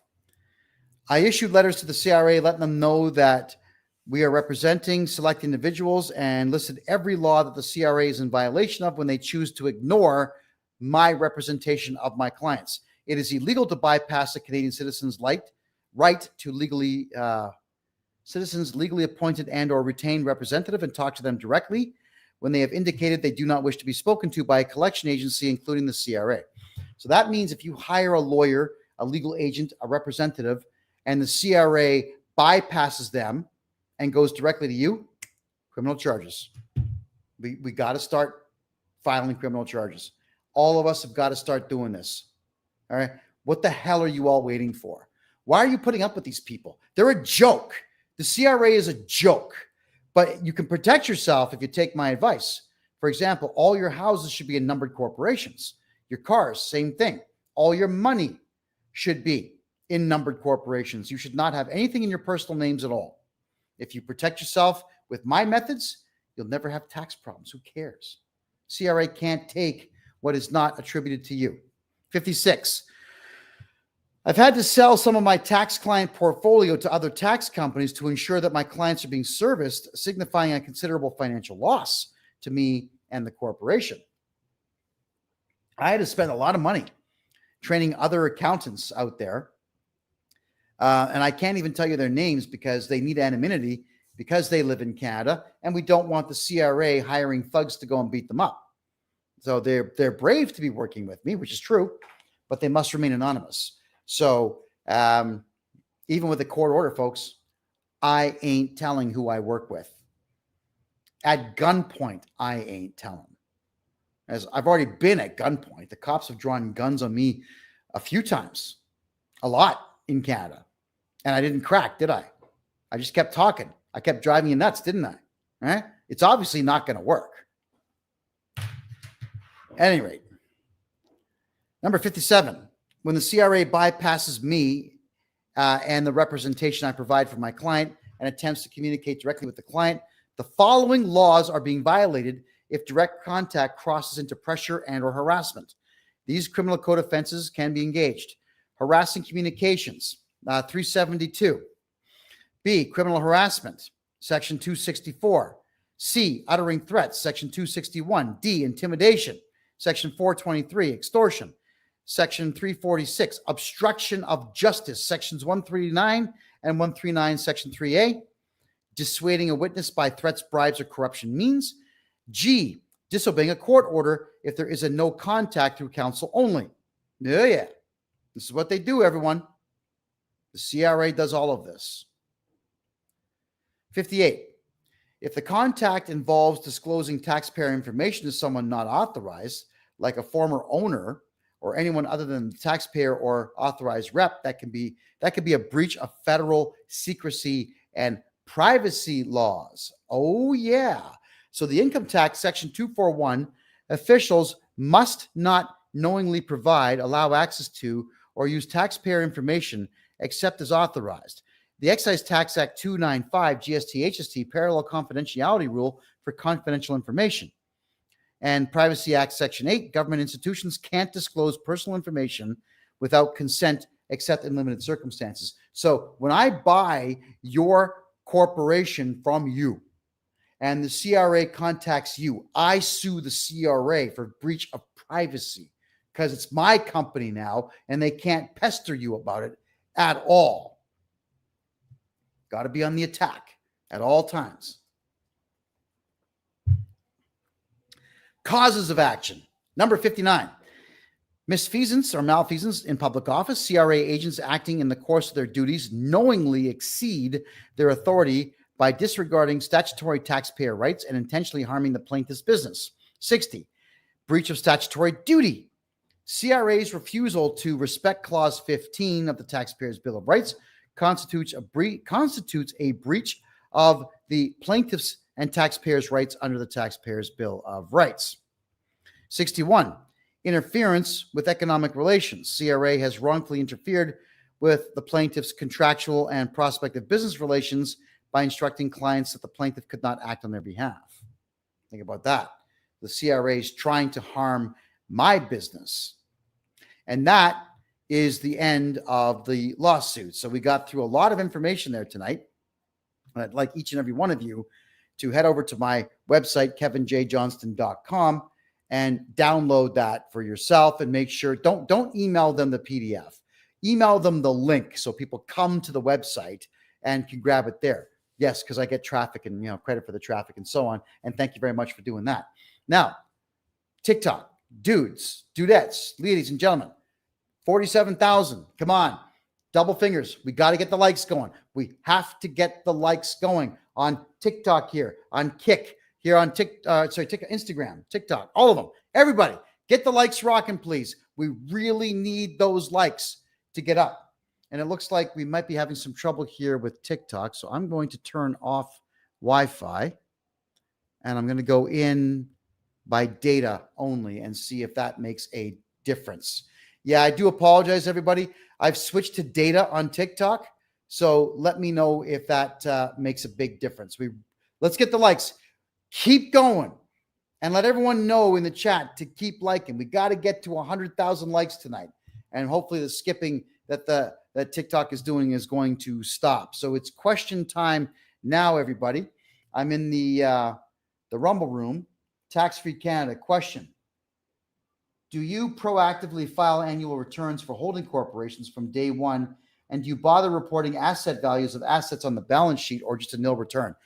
If you have a holding company and you're holding houses, gold, silver, cars, debentures, stocks, bonds, anything at all, no, you put nothing on the balance sheet except for a null return with a letter stating that it's a holding company and the company does not conduct commerce. That's all you do. Tell them nothing. Less is more. Dlakubi, I've had 2 calls with you. I'd like to proceed after our last call. Okay, so Dlakubi, right now, Randy is standing by right now. Go to my website right now, screenshot this, let Randy know we've had those 2 calls. Tell him exactly what you need right now, because he'll answer you right now. Appreciate that. Highs Cash. What about businesses with real estate transactions? Well, what do we mean here? If you have a corporation and the corporation owns property, the CRA wants you to report capital gains, which of course you legally do not have to do. So why would you do that? Please don't. Or if you have a house or a property inside of a numbered corporation, then you would sell the corporation and the property goes with it. Or you can sell the property out of the corporation. If you want to be dumb and report the capital gain, sure, but then you got to sell me that corporation so that you don't have to pay it. That's how that works. Petra, same as the other guy. Randy's standing by right now. Ask your question on the website right now. Thank you. Canola Girl, if you want to proceed, I suppose you would have received the quotation from me by this point. Let me know if you accept the quotation, and we'll get started. Somebody Apparel. How much would all of your services cost? Would this have to be paid up front? No, we don't do anything based on return, everyone. We did that for a short while, and everyone took advantage of it, and I mean everybody. So we got backlogged, and it was extremely unfruitful because it's weird that when you do something in that fashion, people don't perceive it as having value. So they didn't cooperate with us. But we had, 70% of people just not give us their information, expecting me to chase their information, I guess, in their own filing cabinets for them. So when people pay for their tax services, they get us everything. Human behavior is bizarre that way, regrettably. Joel Haran, is this the same as reclaiming your securities? No, it's not. Absolutely not. Model Space Designs, trying to get a new HST number for my new number corp. How do you get one without giving your SIN number? I got an idea on that one. I got a really good idea. Contact Randy on the website right this minute. Take a screenshot of what you just said there. Make sure you give us all your contact information, and I'll talk to you about that privately. I've got a very good idea for you. Hash says, they know what you've paid because there's a record and they know what it's sold for. So what? So that's if they want to spend money doing investigations on you. But they typically don't spend money doing investigations on you. So just don't do the return. Or sorry, don't fill out line 12,700. Who cares what the CRA knows? Who gives a shit what the CRA knows or what they say they know or what they believe they know? You want to pay tax on a house you paid for? Go ahead. I'm not going to stop you. I would recommend that you don't. But if the CRA says, well, we think you, guess what? We don't care what you think at all. Conversation is over. Can the CRA touch your money if it's not in a Canadian bank? Nope. No, nobody around the world is going to cooperate with the CRA. Canada's a joke. The whole world perceives Canada as a joke. No. If your business is so legitimate, why are you living in another country? Because I'm sick and tired of left-wing nuts like you. That's why. I don't want to be around pride flags. I don't want to be around Antifa. I don't want to be around BLM. I don't want to be around the disgusting left-wing nuts that run all 5 branches of the Canadian government. I don't like the snow anymore. I don't like the cold. I don't like seeing Canada's infrastructure falling apart with no skilled labor to put it back together. I don't want to be buying houses in Canada that are $700,000 for Tyvek garbage. I don't want to be around the weak mindset of the Canadian people. I don't want to be around the misery anymore. I don't want to be around the anger anymore. And I don't want to pay $30 for one chicken when I can live in Panama and pay $2 for a 5-pound chicken and then pay a lovely lady $5 to cook the thing for me. I want to be in a country where I've got hot weather all the time. I've got the Pacific Ocean when I deem it fit to go and swim in it. I want to be in a country where people are kind and sweet and loving and nationalistic, which the Panamanian people are, and Christian, which I am. That's what I want. So Central Perth distribution, if you think you're so damn clever, go on and counter what I've said here. Because if you like all the stuff that I don't like about Canada, then I wish you the best of luck. But I love Panama as a nation. The people have been very good to me. The country has been very good to me. It is a remarkable place to do business. It is up and coming. It will be G20 in less than 10 years. The Panama Canal is at full capacity. Everybody in Panama's got disposable income. They're shopping every day and they're out there partying and talking to each other all the time. There are restaurants in this city, Panama City, where you're not even allowed to have your cell phone on. You have to put it in a Faraday bag so that you can sit and actually have a conversation. And people actually have conversations. And even though I don't speak Spanish, I'm using Google Translate with little headphones on, and I'm having wonderful times with wonderful people. Yeah, all of you should give it a try. It is remarkable how free and clear my mind is to perfect my craft when I don't have to have my mind filled with all the junk that Canada has to offer. Oh, and one more thing. The popcorn in the movie theaters is far superior here in Panama than in Canada. And not only can you have buttered popcorn, but you can have freshly popped caramel corn. Where can you do that in Canada? Along with buying a movie ticket for $5. Yeah. Oh, and ride the subway to the theater for 35 cents. Yeah, I'm not going back to that dump. There you go. How do you sell a house after it's in a corporation when you're not the director? What? The director has nothing to do with that. Director is a nothing title. It's a hamburger with no patty in the middle. It means absolutely nothing. The director of the corporation is the GIMP, the sucker. The director in Canada is the person that the CRA will chase for money if the corporation owes money, if you actually do your taxes and report earnings to the CRA. The shareholders, they own the company, they decide. All right, what's next here? What are your thoughts on reclaiming security? I'm not getting into that. Right? It's not what I do at all. If you figure out how to reclaim securities, bring that to me. But if you're talking to the free man on the land people, please be careful. Those guys will just get you in trouble. I don't do the free man stuff. Philosophically speaking, everybody, I know that taxes are illegal. I know that cops detaining you is not a lawful arrest. There's no such thing. It's kidnapping. It's a kidnapping by a thug wearing body armor and a gun, taking your freedom away so that you can pay money into their system. I know, philosophically speaking, I get it. But we still need to win using their stupid little rules against them. And the Canadian government doesn't like the fact that I know all of their rules and every counter to it. And it drives them nuts that I don't break criminal law to do it. So let's just keep winning that way. Do they need custom car builders? I don't think Panamanians do, but next year I do. All right, listen, if you are a custom car builder, Down Low Performance Incorporated, you know what I want to do? I would need you to go fishing for me. Get me a couple of 1994 Camaros and a couple of 1994 just the Gen 4 Trans Ams. And I want to turn them into long pickup trucks. We'll call them El Camaros. I want to put steel pipes on them. The chrome pipes, chrome everything. If you can do all that and make it a 500 horsepower car with thousands of pounds of torque, then you can come and talk to me, because next year I am going to start building custom cars.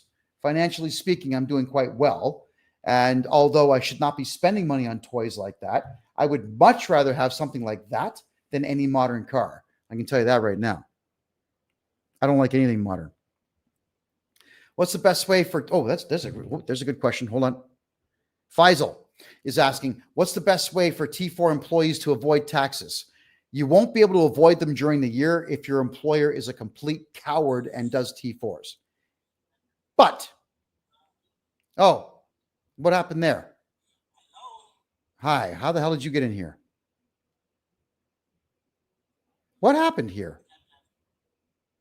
Hold on. It looks like this guy's in India. I got it. How do I get this guy out of here?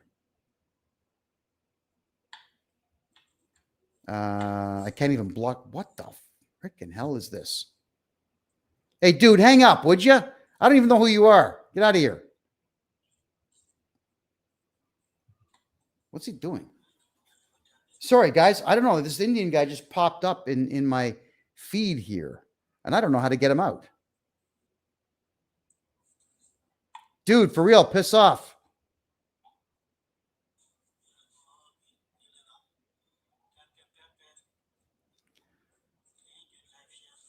Decline. I'm declining this guy. Sorry, everybody. I don't know who this guy is or how he got onto my feed. I'm not doing a rap battle. I can promise you that. Yeah, it looks like Canada, doesn't it? Okay, yeah. So how do I get this guy out of here? And there's no way for me to block him. Holy shit.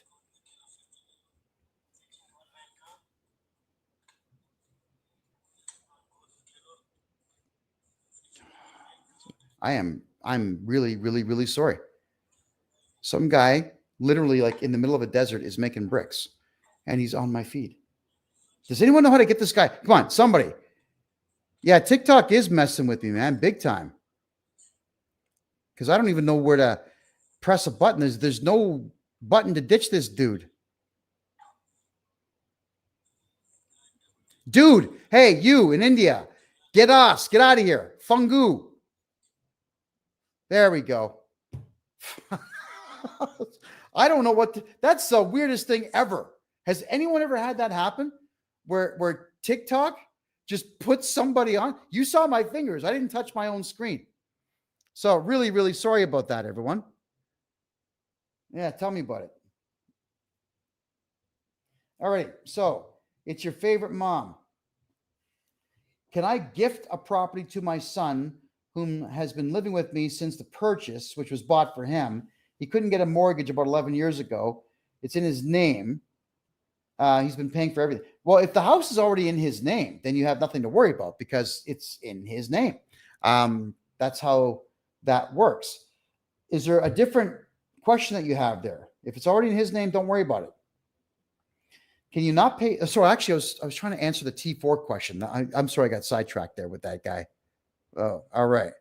So how do you afford or get away from tax on if you have an employer and you're on a T4? What you would have is your employer. You can go to your employer and ask if you can go on contract. Most employers will say, "No, we can't do that. It's against the law. It's illegal." That's what they'll say. So most likely your employer is a gutless, spineless jellyfish.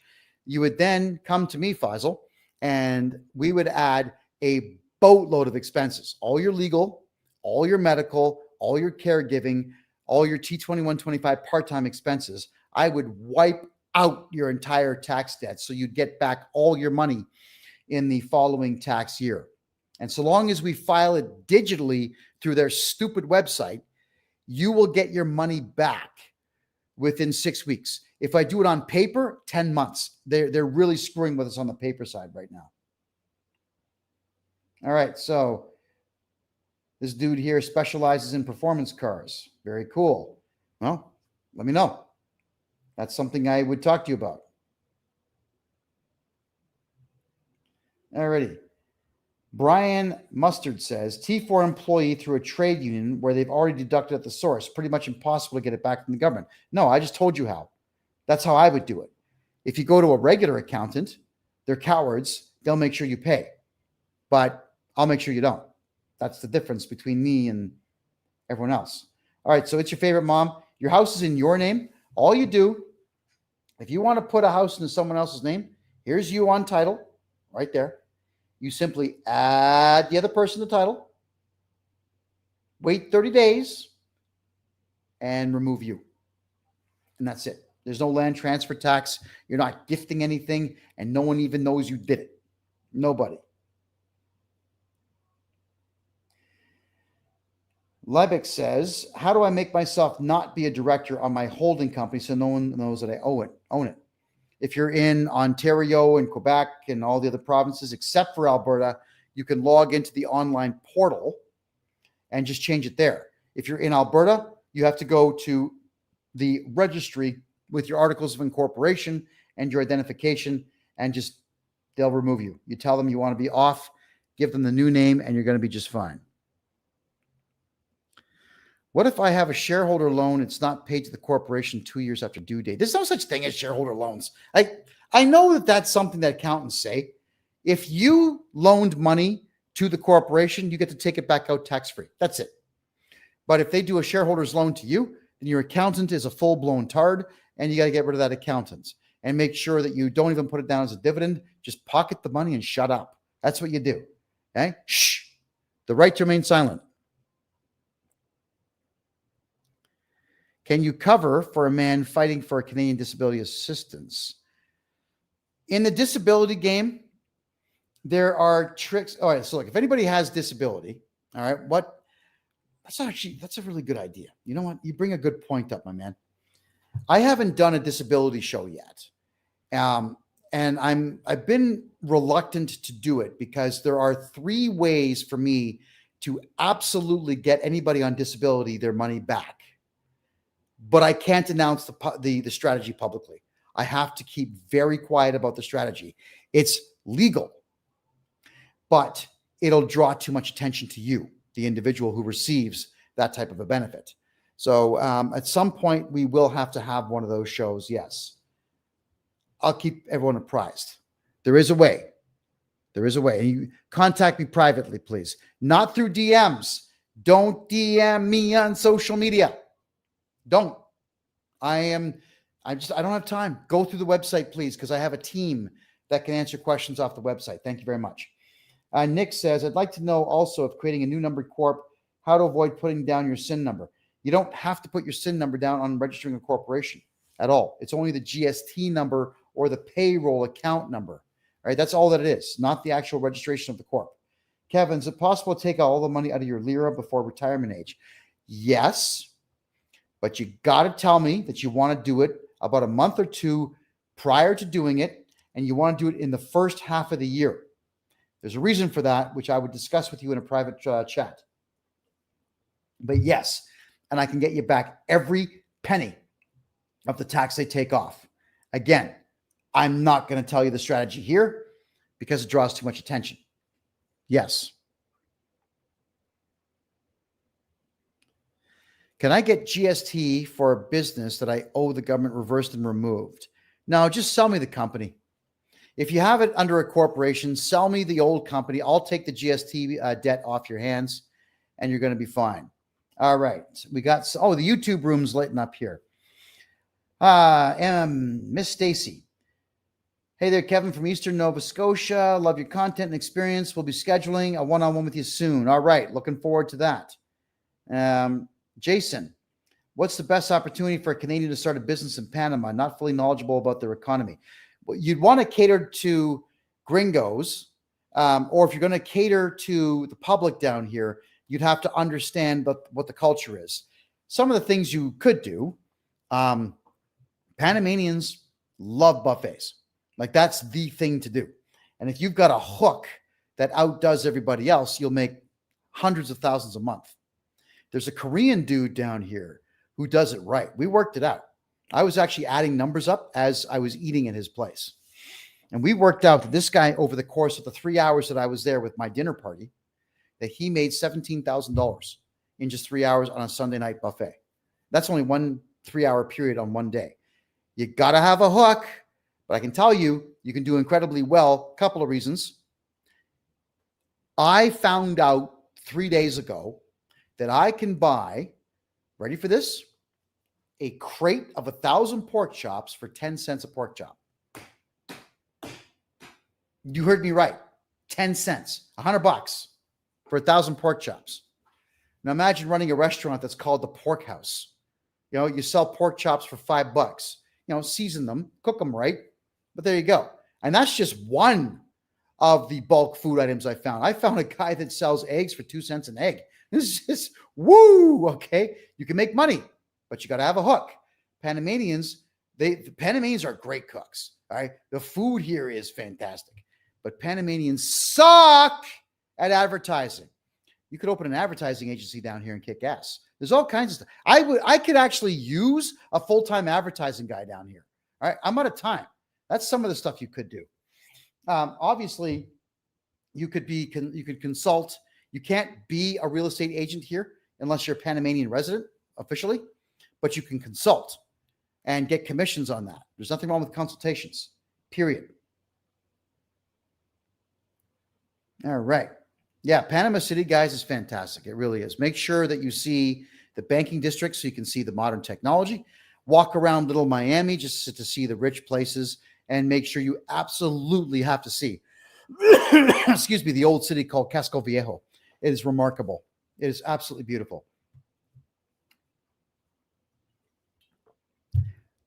Deluxe Center. What new name do you give, I guess, the registry if you want to remove yourself as director? Bugs Bunny. I keep cracking the same joke, but it's true. It doesn't matter. Ronald Reagan, Bruce Willis, Willy Wonka. It doesn't matter who the director is so long as it's not you. You're the shareholder.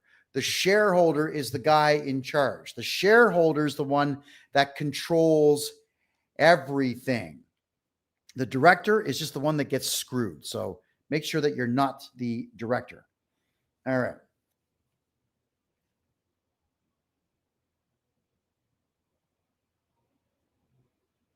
Okay. So someone told me that guy Mario from the north is telling conservative people not to use my tax services. Again, as I told you all, I don't even know who that guy is, really. He showed up 2 years ago. He's paid by the PC party. That's it. He's paid by them. He got angry because I exposed him for it. And now he's trying to harm my business. Oh, whatever. He's an idiot. All right. Where else are we here? I'm just looking for questions. Thank you for the comments. I'm seeing a lot of comments, but we're answering questions now. I don't need praise. Ask questions. I'm just going through them here in the Rumble room. If I open a holding company myself with my relative who's an accountant, how do I not disclose who owns it when I'm signing up? Well, don't use family, man. Keep family and friends away from your business at all costs. All right. That's the biggest life lesson. Don't do business with family. Period. They'll screw you. And if you ever want to find out who your real friends are, by the way, open a business and see which of your friends come to support you first. I remember I produced my first comic book series back in 1994. It was called Floyd. It was an excessively violent, but it was funny. It was a funny comic book. But my friends all said the same thing. Hey, where's my free copy? Can you autograph it? They wouldn't go in their pockets and grab $2 to support it. They wanted everything for free. Now, some friends. Now, you really, really, really want to know who your friends are? Do that. Open a business and see if they buy or see if they expect to sit down in your establishment and get it for free. Yeah. I don't really have all that many friends anymore. I've had enough of that. Does Uber automatically send in your income tax to CRA, or can I just collect it all tax-free? Well, whether they report it or not is irrelevant, because if you have the money, possession's 9/10 of the law. All you'd have to do is have me do your tax return with all your medical expenses, legal expenses, fuel expenses, T2125 form expenses. If you are an Uber driver, I'll put down every vehicle and travel expense known to man to wipe out your entire earnings, because I'm the best there is. And I'm not afraid of the CRA. And the CRA's got nothing. They got nothing on me, man. There's not going to stop me in any way at all. All right. Why do I hate the CRA so much? You'll have to go back and watch the replay of this video. I actually tell you in my reading of my lawsuit.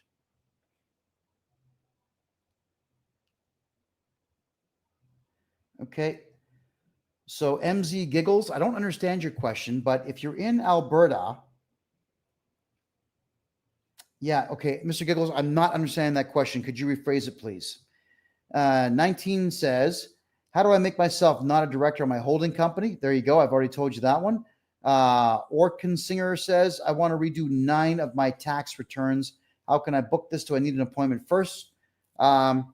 Yeah, you know what? Actually, you could do it through the group booking. And to remind everybody, I've got another group session coming up. This will be the last one for 2025, which is on Wednesday, November the 26th. Just head over to my website right now, kevinjjohnston.com, and grab yourself one of those consultations. There's only 30 spots open, and 2 have already sold tonight. So get on over there. That's the last Wednesday of November.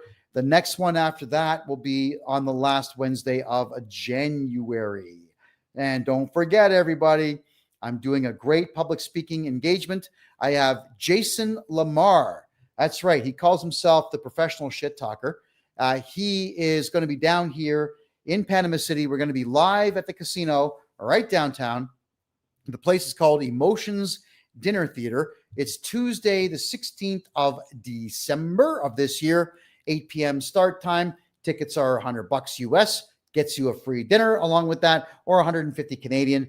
You got to come down to Panama City. You get to hang out with Jason and I for a couple of hours before the show and a couple of hours after the show. I'm then going to be giving another real estate seminar at a different client's location. So you'll get a chance to feel learn how real estate works down here in Panama. So feel free to come down for that.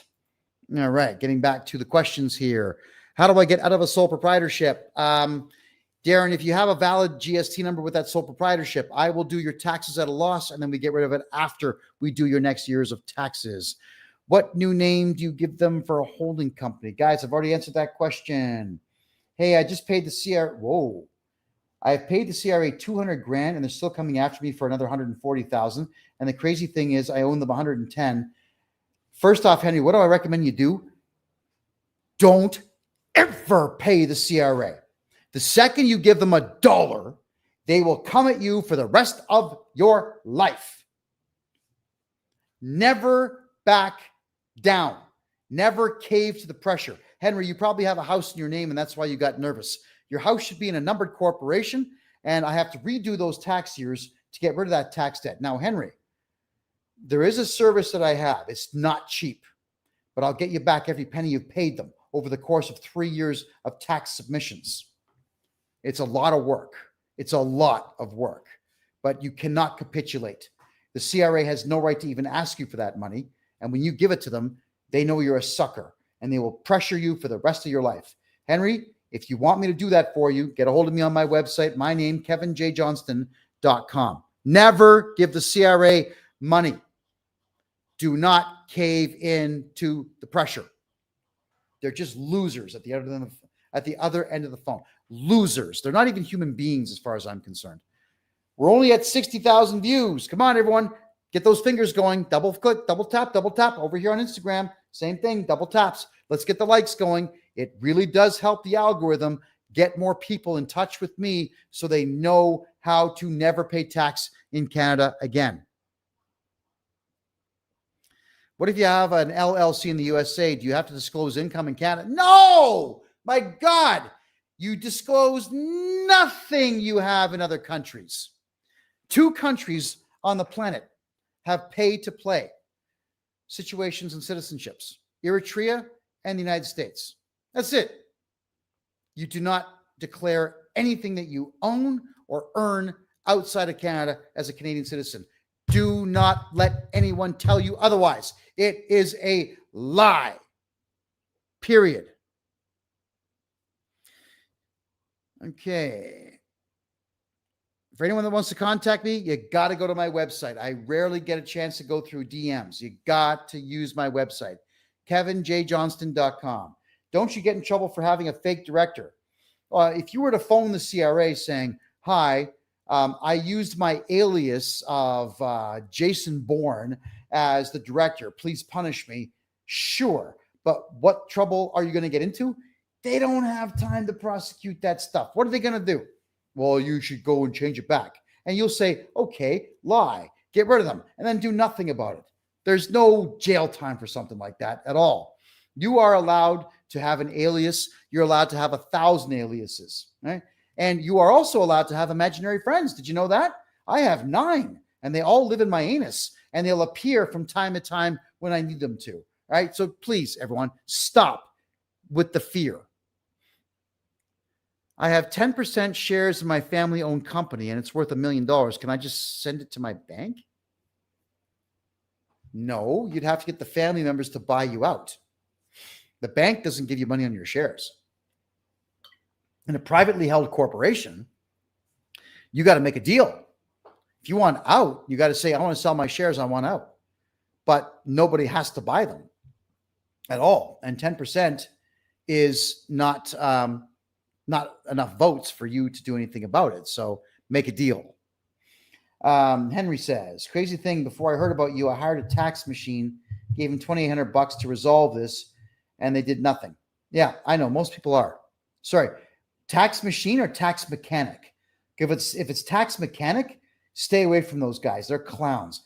Tax mechanic is some 24-year-old kid that cooked up an idea out of college, and he's got some moron who's like 60 years old as the front man for it. They're morons. They'll get you in trouble. Stay away from the tax mechanics.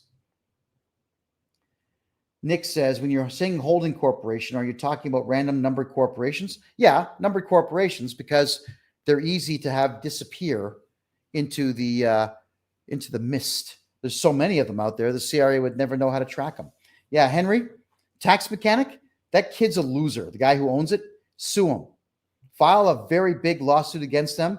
They'll cave. They capitulate. You know what? They use those free man on the land tactic crap. That's why they lose all the time. I don't use that crap because it doesn't work. I use the real laws. Sue that prick. All right. Am I kosher? What does that mean? Am I kosher? I don't know. Ask John. If your employer doesn't ask for a SIN number but takes deductions, do I need to claim? Well, first off, if they don't take your SIN number and they're pulling deductions back, $50 says they're keeping the money. Yeah, I swear to you, $50, that's exactly what they're doing. So what you do is you say, if you're not taking my SIN number, you're not taking deductions. And no, you don't need to claim. Andrew, how you doing? Good to see you. Jules, people can reach me if they utilize the proper protocol. Go through my website. I don't have time to go through DMs on social media. We're on like Instagram, 4 or 5 channels. We're on at least 6 or 7 Twitter accounts. I'm on Instagram, TikTok, Kick. What else are we on? Here, let me look here. I've got YouTube, Rumble, Twitch, DLive, Restream. So many. Friendavoo, Liberty. We're on everything. On everything. I don't have time to go through those. So please use the website. I appreciate that. Who signs on behalf of shareholders? The shareholders do. What about personal taxes? You'll be audited by CRA. Early in the show, I told you, if an auditor contacts you, what do? Contact me and I get rid of them. It is that simple. You do not cooperate with an auditor. They are not cops. They're just losers. That's all they are. They're nothing. They're nobody. If the CRA could do anything to stop me, they would have done it by now. They've done nothing. They've got nothing. Period. Stop with the fear.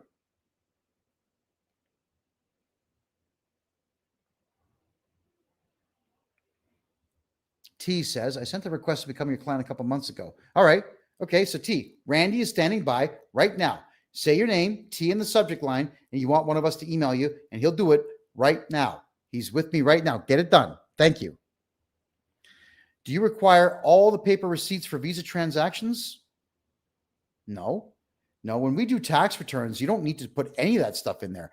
When you do a tax return, you're just sending in the return, not your receipts and invoices and whatnot.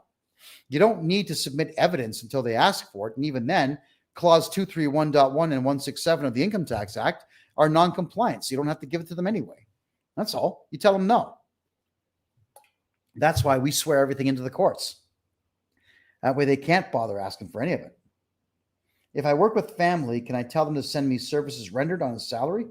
If you're working for family, just say, hey, listen, ma, pa, I don't feel like paying tax. You know what I'm saying? So don't put me on a T4 like a dumbass. Just pay me in my pocket. Yeah, there you go.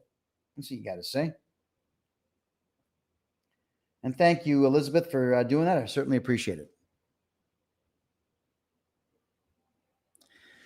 Can CRA do anything about COVID check money? They're trying to get back $22,000. Yes, we send in 2 warning letters, followed by 3 threats, followed by a lawsuit, and we've always gotten rid of those COVID debts. I believe the price to get that done is $19.50. It's on my website. Go ahead and sign up there, and we can get that rid of it. But it takes 8 weeks to get rid of it. It's not like you give me money and it disappears.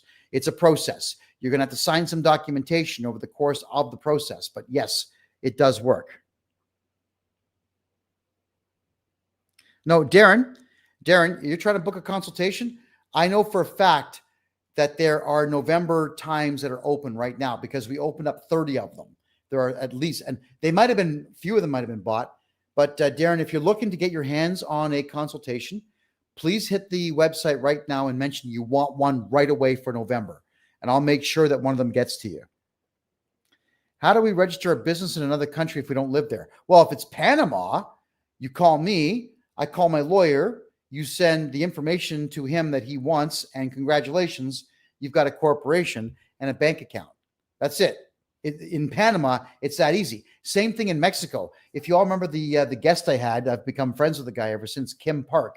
He's Korean descent, but born in Sweden, raised in Sweden, now living in Mexico. This guy can get all that done for you. He's a smart guy. All right. What do we got here? What website do you contact me? My official website is Kevin J. Johnston. That's right, 2 J's. JOHNSTON.com.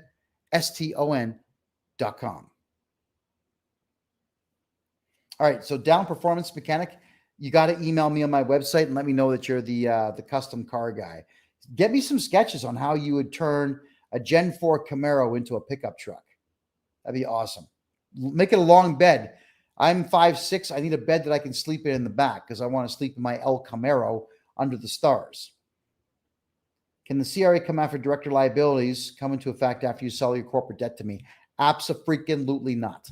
Because we make sure that we abide by Clause 160 of the Income Tax Act, which is everything is done in good faith. And if it's done in good faith, where all the adults do the adult thing, and that's due diligence, which we do, and I buy the corporation, nothing can be done to reverse that. And I mean absolutely nothing. I have $1 million of gold holding my company. It's profit about $500K. Do I start sending myself money personally and never report it? Bingo. Why would you want to report that? If you can make $500,000 tax-free, that's the equivalent of about $880,000 of salary. Yeah. Remain silent, man. It's your money. Don't give it away. They don't deserve it. It's just going to go to the Ukraine anyway. What if your Canadian broker forces you to submit? If someone tries to force you to submit anything, call the police. You call the cops. Call me. I'll drive the guy nuts. CRA claims I owe $55,000 for taxes.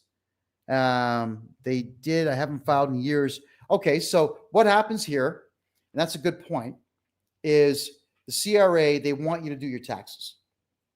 And you haven't done them for a couple of years. So they'll just go ahead and give you an assessment to frighten you into doing your taxes.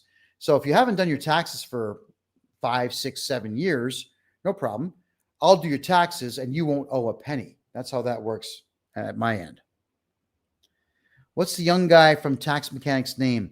It's not Fraser. Just go to taxmechanic.ca. Fraser's the old moron that makes all the videos on TikTok, and he gets everything wrong. Remember what Fraser from Tax Mechanic said? He said if he was given $1 million to invest, that he would send it to the CRA and then ask for it back the following year because they would have to pay him 7% interest. What an absolute stupid thing to say. The dumbest thing I've ever heard a so-called accountant say.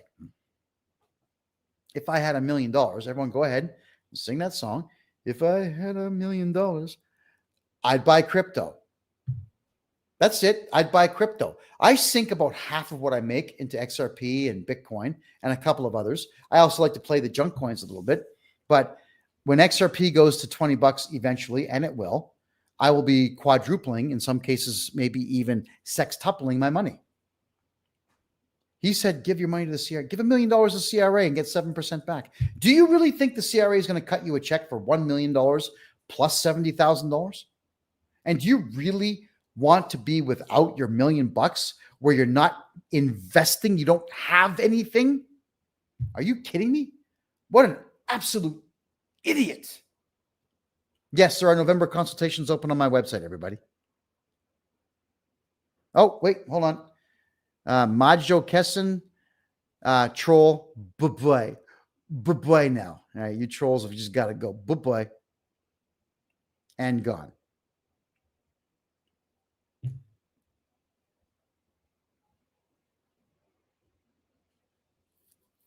I did not return my shareholders' loan on time. Will the CRA come out? No, not if you keep your mouth shut. And again, the shareholders' loan, what did you do? Did you take a shareholders' loan or did you give a shareholders' loan? Which one was it? I would need to know the difference, please.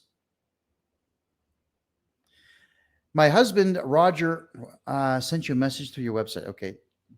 All right. Well, thank you for that. And I'll be looking for, that's the last name I'll remember. Thank you very much for that.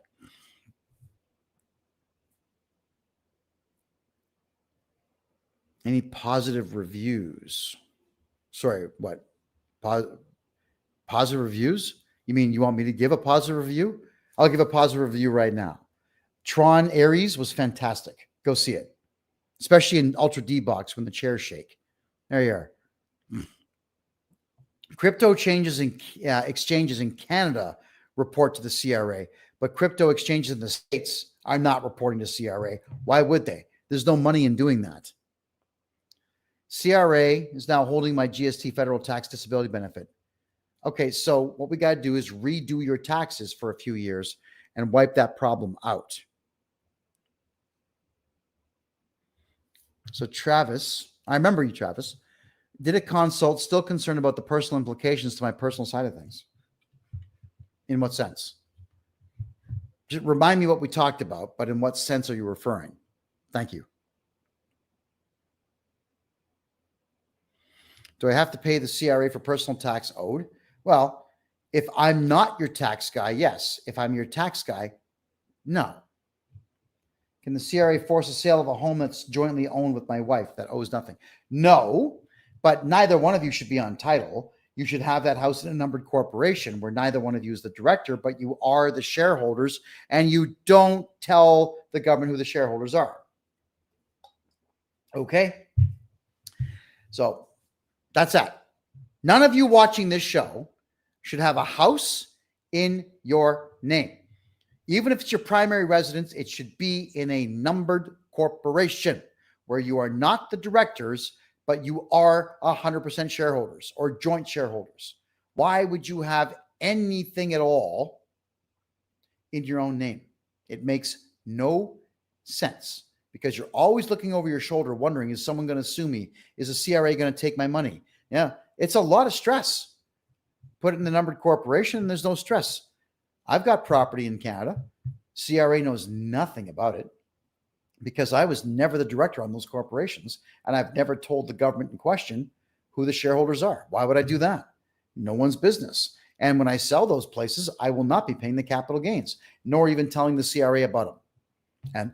And hey, CRA, I know you're watching. What are you going to do about it, huh? Nothing. You're going to do nothing. You have nothing to threaten me with. Nothing. How do you not tell the government who the shareholders are when you're signing up the company and have to use someone? No, the only name that they want when you register a corporation in Canada is the director, not the shareholders. The shareholders are agreed upon by the shareholders themselves. And you have no obligation, no legal one, to tell anybody who the shareholders are unless you're publicly traded. That's how that works.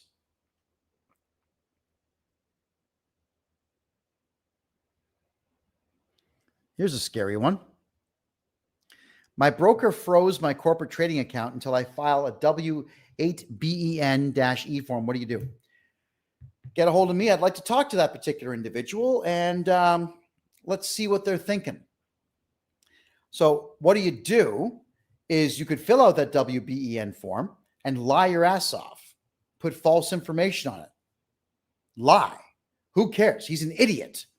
He's only protecting himself. And if you ever tell me who that guy is so I can warn my audience never to use that brokerage house. Lie. It does not matter that you're lying to some stockbroker loser. Get your money. Lie. What about your CEBA loans? If you got a CEBA loan for your corporation and you want to sell me your corporation, you get to walk away from that CEBA loan. So sell me your corporation and start life at zero. I have a driver Inc. with GST pending of 17K. Can you help? Driver Inc. You mean you have a corporation with debt? Let me know on that because yes, I can wipe out the GST debt. In some cases, it's cheaper just to sell me your corporation so that way you get to go down to zero. That's right. You're going to get to zero.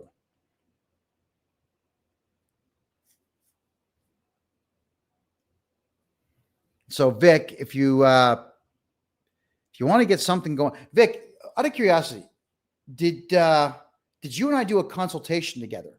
Because if you're saying that you've been trying to reach me and you didn't grab a consult, there would be less of a chance of someone getting back to you very quickly, but somebody will. But like I've told everybody else tonight, just go to my website now, take a screenshot of this, send it in saying you'd like to book something, book a consultation. If you want to get payroll done or you want to get a corporation sold to us, let us know and the appropriate person is going to contact you. Remember, it's not just me, folks. I have a team. There's 10 of us, and the team will direct you if you're using the website to do so, and you're very clear in the messages as to what you want. We have some people that send emails in. I'm not mocking you, but you can't send me an email saying, help me. What does that mean? Or I need tax services. What does that mean? Or can you do my taxes? Obviously I can, but if you're sending me emails, I need your name and phone number at least. I'd like to call up. Hi, is this John Smith? Kevin J. Johnston. I'd like that information. You got to be a lot more forthcoming in how I can help you. Don't just say, help me. I mean, what are you doing? Are you choking? Do you need a new kidney? Are you short a payment or two? How do I help you when you're saying, help me? Help me help you by telling me what you actually need. Investor exchange. How do you transfer your home into a corp if you have a CRA lien and HELOC? HELOC, no problem. CRA lien, no problem. But after we do switch it over, we have to get rid of both using the courts. It's tricky, but it can work. I had to pay corporate tax for my company this year. How do I make sure to operate my company at a loss so I don't pay corporate tax? Sell me your current company. Let me take it off your hands. I'll get you a brand new numbered corporation set up, and you'll never pay tax again after my tutelage. There you go. Let's get that going.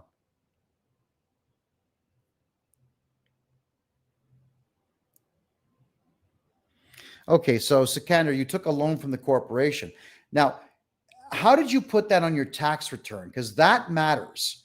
Did you write it down as a shareholder loan, or did you just not report it? Because if you just didn't report it, then it's irrelevant, it doesn't matter, and you can simply ignore it. Travis, do they leave you alone personally? I'm selling my house. I suspect you mean the CRA, but in reference to what exactly? If you're selling your house, the only time that you lose is if you use a lawyer to hold your funds.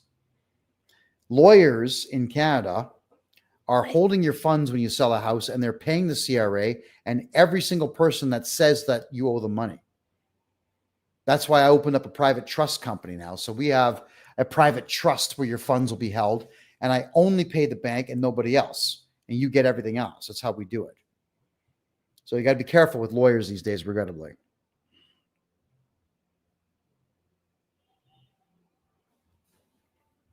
Blue Moon Energy, will I be opening up times for one-on-one consultations? Absolutely. I know for a fact that there was a bunch of them opened up for November, at least 30, and at least 30 for January. December, there would be, there's no consultations in December because I'm making 5 live appearances across Panama, and I've got a film crew that's going to be shadowing me for the entire month of December, where we're talking about tax strategy and relocation strategy. I'm doing a lot of filming in December. The consultations will start around January 3rd again, and 2026 will be busy, I'm sure. Fanny's asking, whose name do you put in the director of a corporation? Any name you want. Go to ChatGPT and ask it to generate some really cool common names. It will use that name. That's all you got to do. Nick, I tried to talk a family member into watching your show. Obviously, they won't listen yet. They are ignoring all mail and calls from the CRA. Yeah, don't do that. Don't ignore. Don't talk to the CRA. Write them letters. You got to make sure that you reply to every letter that they send you. Ignoring your problems, they're going to get worse. That's what people do. They take the mail. Oh my God, I don't want to read this. And they throw it away and hide it. So don't do that. Be brave. They always say that you owe us money, pay it in 14 days, or respond to this letter within 14 days. So you respond to the letter with all kinds of legal threats and tell them, I need 120 days to get my taxes done. And they have to give it to you. It is that simple. I have 4 properties. How do I manage taxes? Make sure I'm your tax guy, and we'll set you up properly in numbered corporations where you never tell the CRA what you own, period. If I'm on an LTD, do I qualify for disability? If you're on a limited corporation, you mean? You would just remain silent about that, make money, and take your disability. I hope that's what the question was you're asking.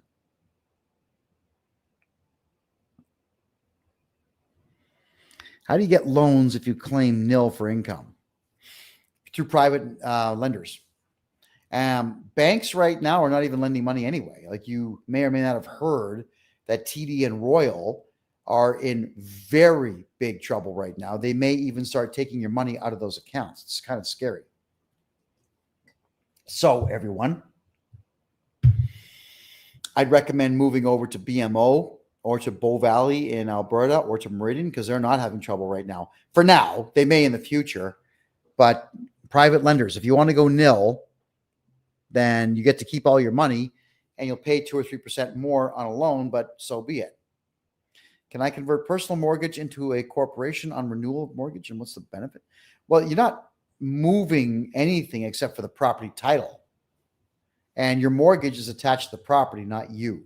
So you're going to be A-okay. So Mohammed, I'm sorry, what were you asking me there? If I'm on long-term disability, do I still qualify for disability, or does one replace the other?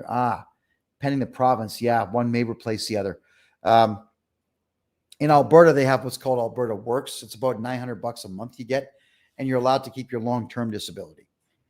Yes, you can do that, but there is a way on disability to make money. It's a lot of work, and I can explain it in a private consult. How do I get away? Okay, so Rosalinsky, if you work in the United States and you're a Canadian citizen, no, you don't report your American earnings. There's no legal obligation you have. Keep the money in the States, though. Don't bring it back. Leave it there. Open a bank account there and leave it back. What do you do about crypto activity already reported to the CRA? Ignore the CRA. Don't put it down. Who gives a crap? Who cares what the CRA knows or what they say they know? Doesn't matter. It's your money. Move it to an American crypto exchange or get a hard wallet and put it there. Do I do crypto taxes? Why would any of you want to pay tax on crypto? The whole idea of owning crypto is that you're outside of the banking industry. So shut up about it. Exercise the right to remain silent. Please, I beg you. My mother is 80 and they are asking for a bunch of additional stuff from a 2024 retirement home. All right. So in reference to anybody who is elderly and the CRA is giving you a difficult time, we have developed a new strategy for that. The CRA is completely unaware of it. It works like a charm. Works incredibly well. But I will not divulge that secret publicly like this. I was ripping my own hair out this year trying to figure it out. As the CRA has been treating the elderly disgustingly poorly. So we put our thinking caps on. We brainstormed a lot. And when I cooked up the idea, I called my lawyer immediately. I said, look, I got this great idea. The elderly can make a lot of money. But is it illegal? Find a way to make what I'm proposing to you illegal. He came back saying, there's nothing illegal about it. So go ahead. I clear everything with my criminal lawyer before we implement it. So if anybody out there is aging, or if you have aging parents, you got to get that private consultation, and I can get you into this program. It's a lot of work. So it's not cheap, but it's also not ridiculous either. And it works.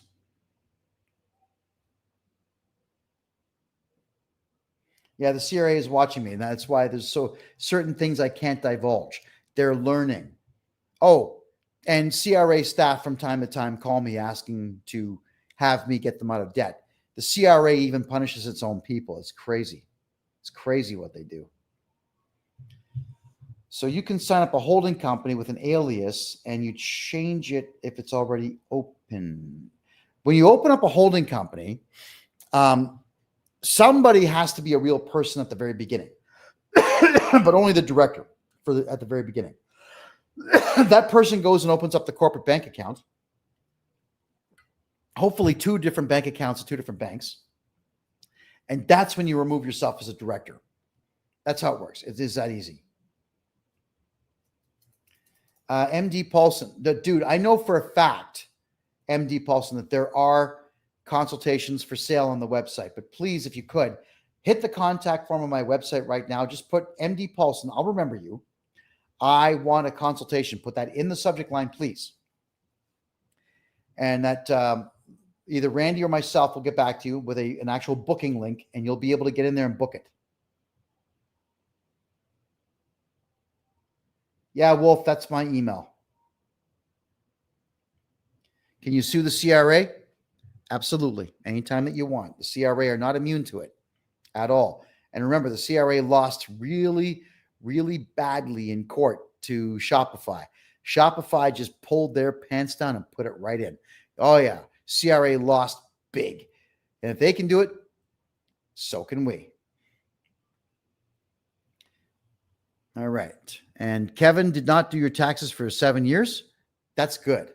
When people have not done taxes for a great number of years, I have a blast with that. It's a thoroughly enjoy my time with that. So don't worry, Kevin. Make me your tax guy. You'll pay zero tax. Am I suing the CRA? Yeah. I just read my lawsuit out tonight, the entire thing. Yeah. So watch the replay. If you have a rogue partner that was a CFO that amassed a ton of source deduction debt with malice, what should I do? File a police report, sue the bastard, and then sell me that corporation so that I can take the whole thing off your hands. The whole thing. Have I ever considered, Dustin? Yes. Great question, Dustin. Yes. There will be a mentorship program starting in 2026. And yes, I have signed a hell of a contract with the venue. That is a great place with great food. The bartenders are amazing. The pina coladas are the best in the city. Yes, there will be mentoring in Panama, and there will be mentoring programs online. The release date, TBA, but stick around.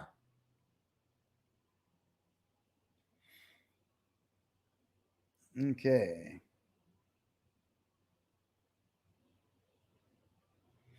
Can I repeat what I said earlier about gifting a house? Yeah. So if you want to give your house to a spouse or a kid, grandma, your dog, this is you. You're on title. At the properties branch or through a lawyer, you add that person to title.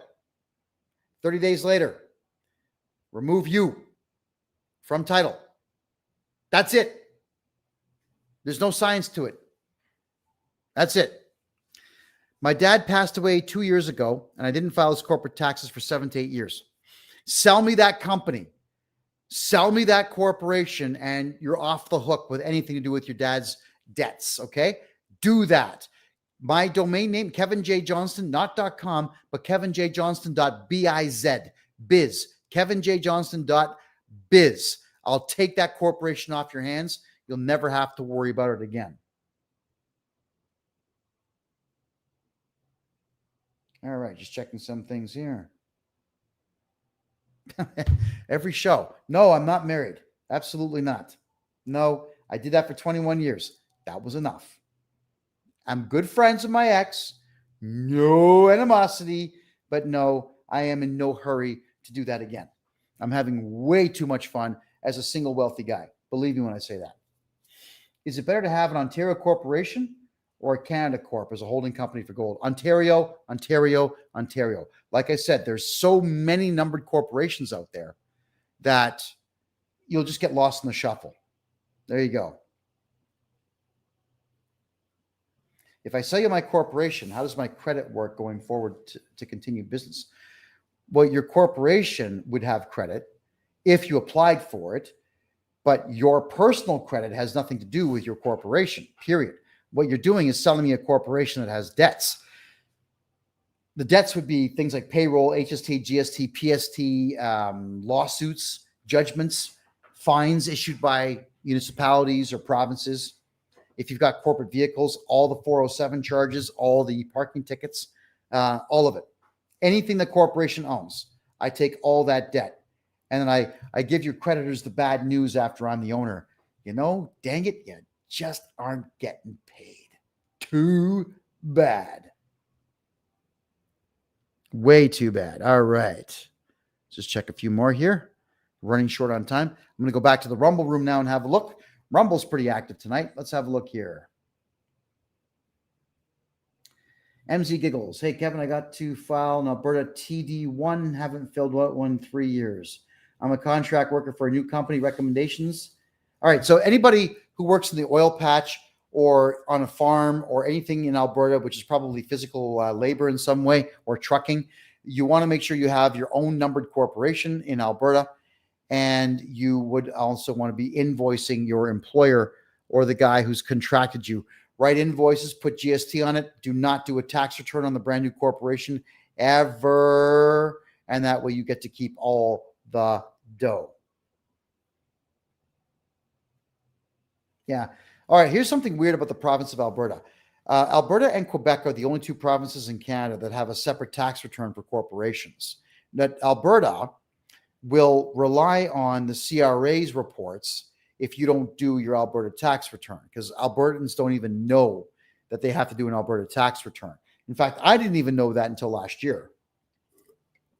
So what will happen here is if you have an Alberta-based corporation and your taxes are in at negative, the CRA will just send off a quick report to the province of Alberta saying this guy's negative. Alberta will say, okay, he owes us nothing.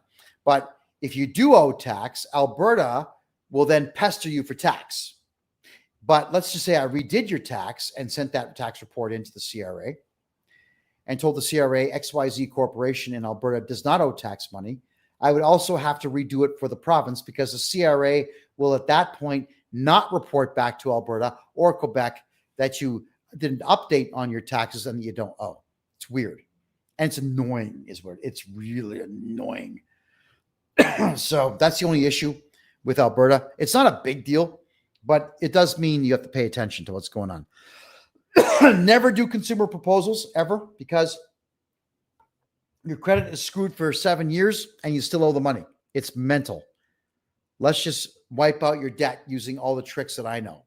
Consumer proposals will destroy you. Yes, I help with personal debt.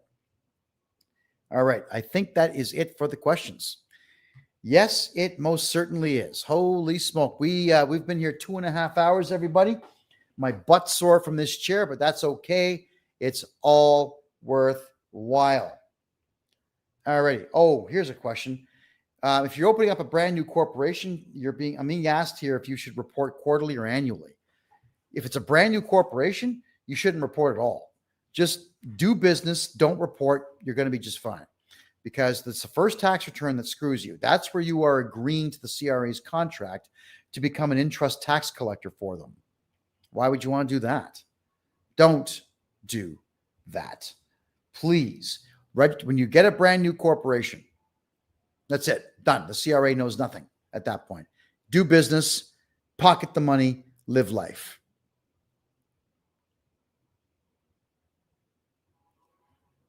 Oh, here's a good question. Here's a really good one. When is the AI tax filing coming? 2027 is when they're officially launching it. And don't worry about that, everyone, because I'm launching my counter to it in 2026. In fact, in about 8 weeks. I know exactly. Oh, hold on. Hey, CRA, I know exactly how you're going to do automatic taxes in 2027. You didn't know that, did you? I've already written a counter to it. What do you think about that? You could buy it off me for $100 million. That's the price. You want me to go away? The price is $100 million. I wouldn't retire. I would invest in something else that's pretty big and entertaining. And I would probably even open up some kind of safe haven in Panama for Canadians to move to and never pay tax again. But if you want me out of the tax game, that's the price. You can buy my software for $100 million. Yeah, you're going to have to bribe me, guys. You can't threaten me with the courts anymore. I'm not inside of Canada. I'm outside your jurisdiction, which means that even though I proudly wear my prison slippers, everybody, I earned these when I went to jail in Canada for reminding you that the plandemic was exactly that, a plan and not a real thing. I wear them with pride, but it doesn't mean I want any more pairs. One is enough, okay? So there we go, everyone. Wow. 2.5 hours, done, gone. Just like that. We had a really good time tonight. Please let everyone know I sued the crap out of the CRA for $100 million. Tonight's show, you can watch the repeat at freedomreport.ca.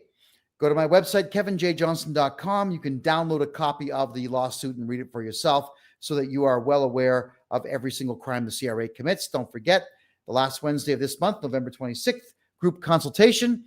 I just found out 4 have been sold. There's only 30 in total. Buy yours now and come and see me and Jason Lamar speak publicly here in Panama City on the 16th of December. Tickets are on sale on my website now. My name is Kevin J. Johnston. This is the Tax and Money Show that plays here live every single Tuesday at 9 p.m. Eastern Time. I love you all, and good night.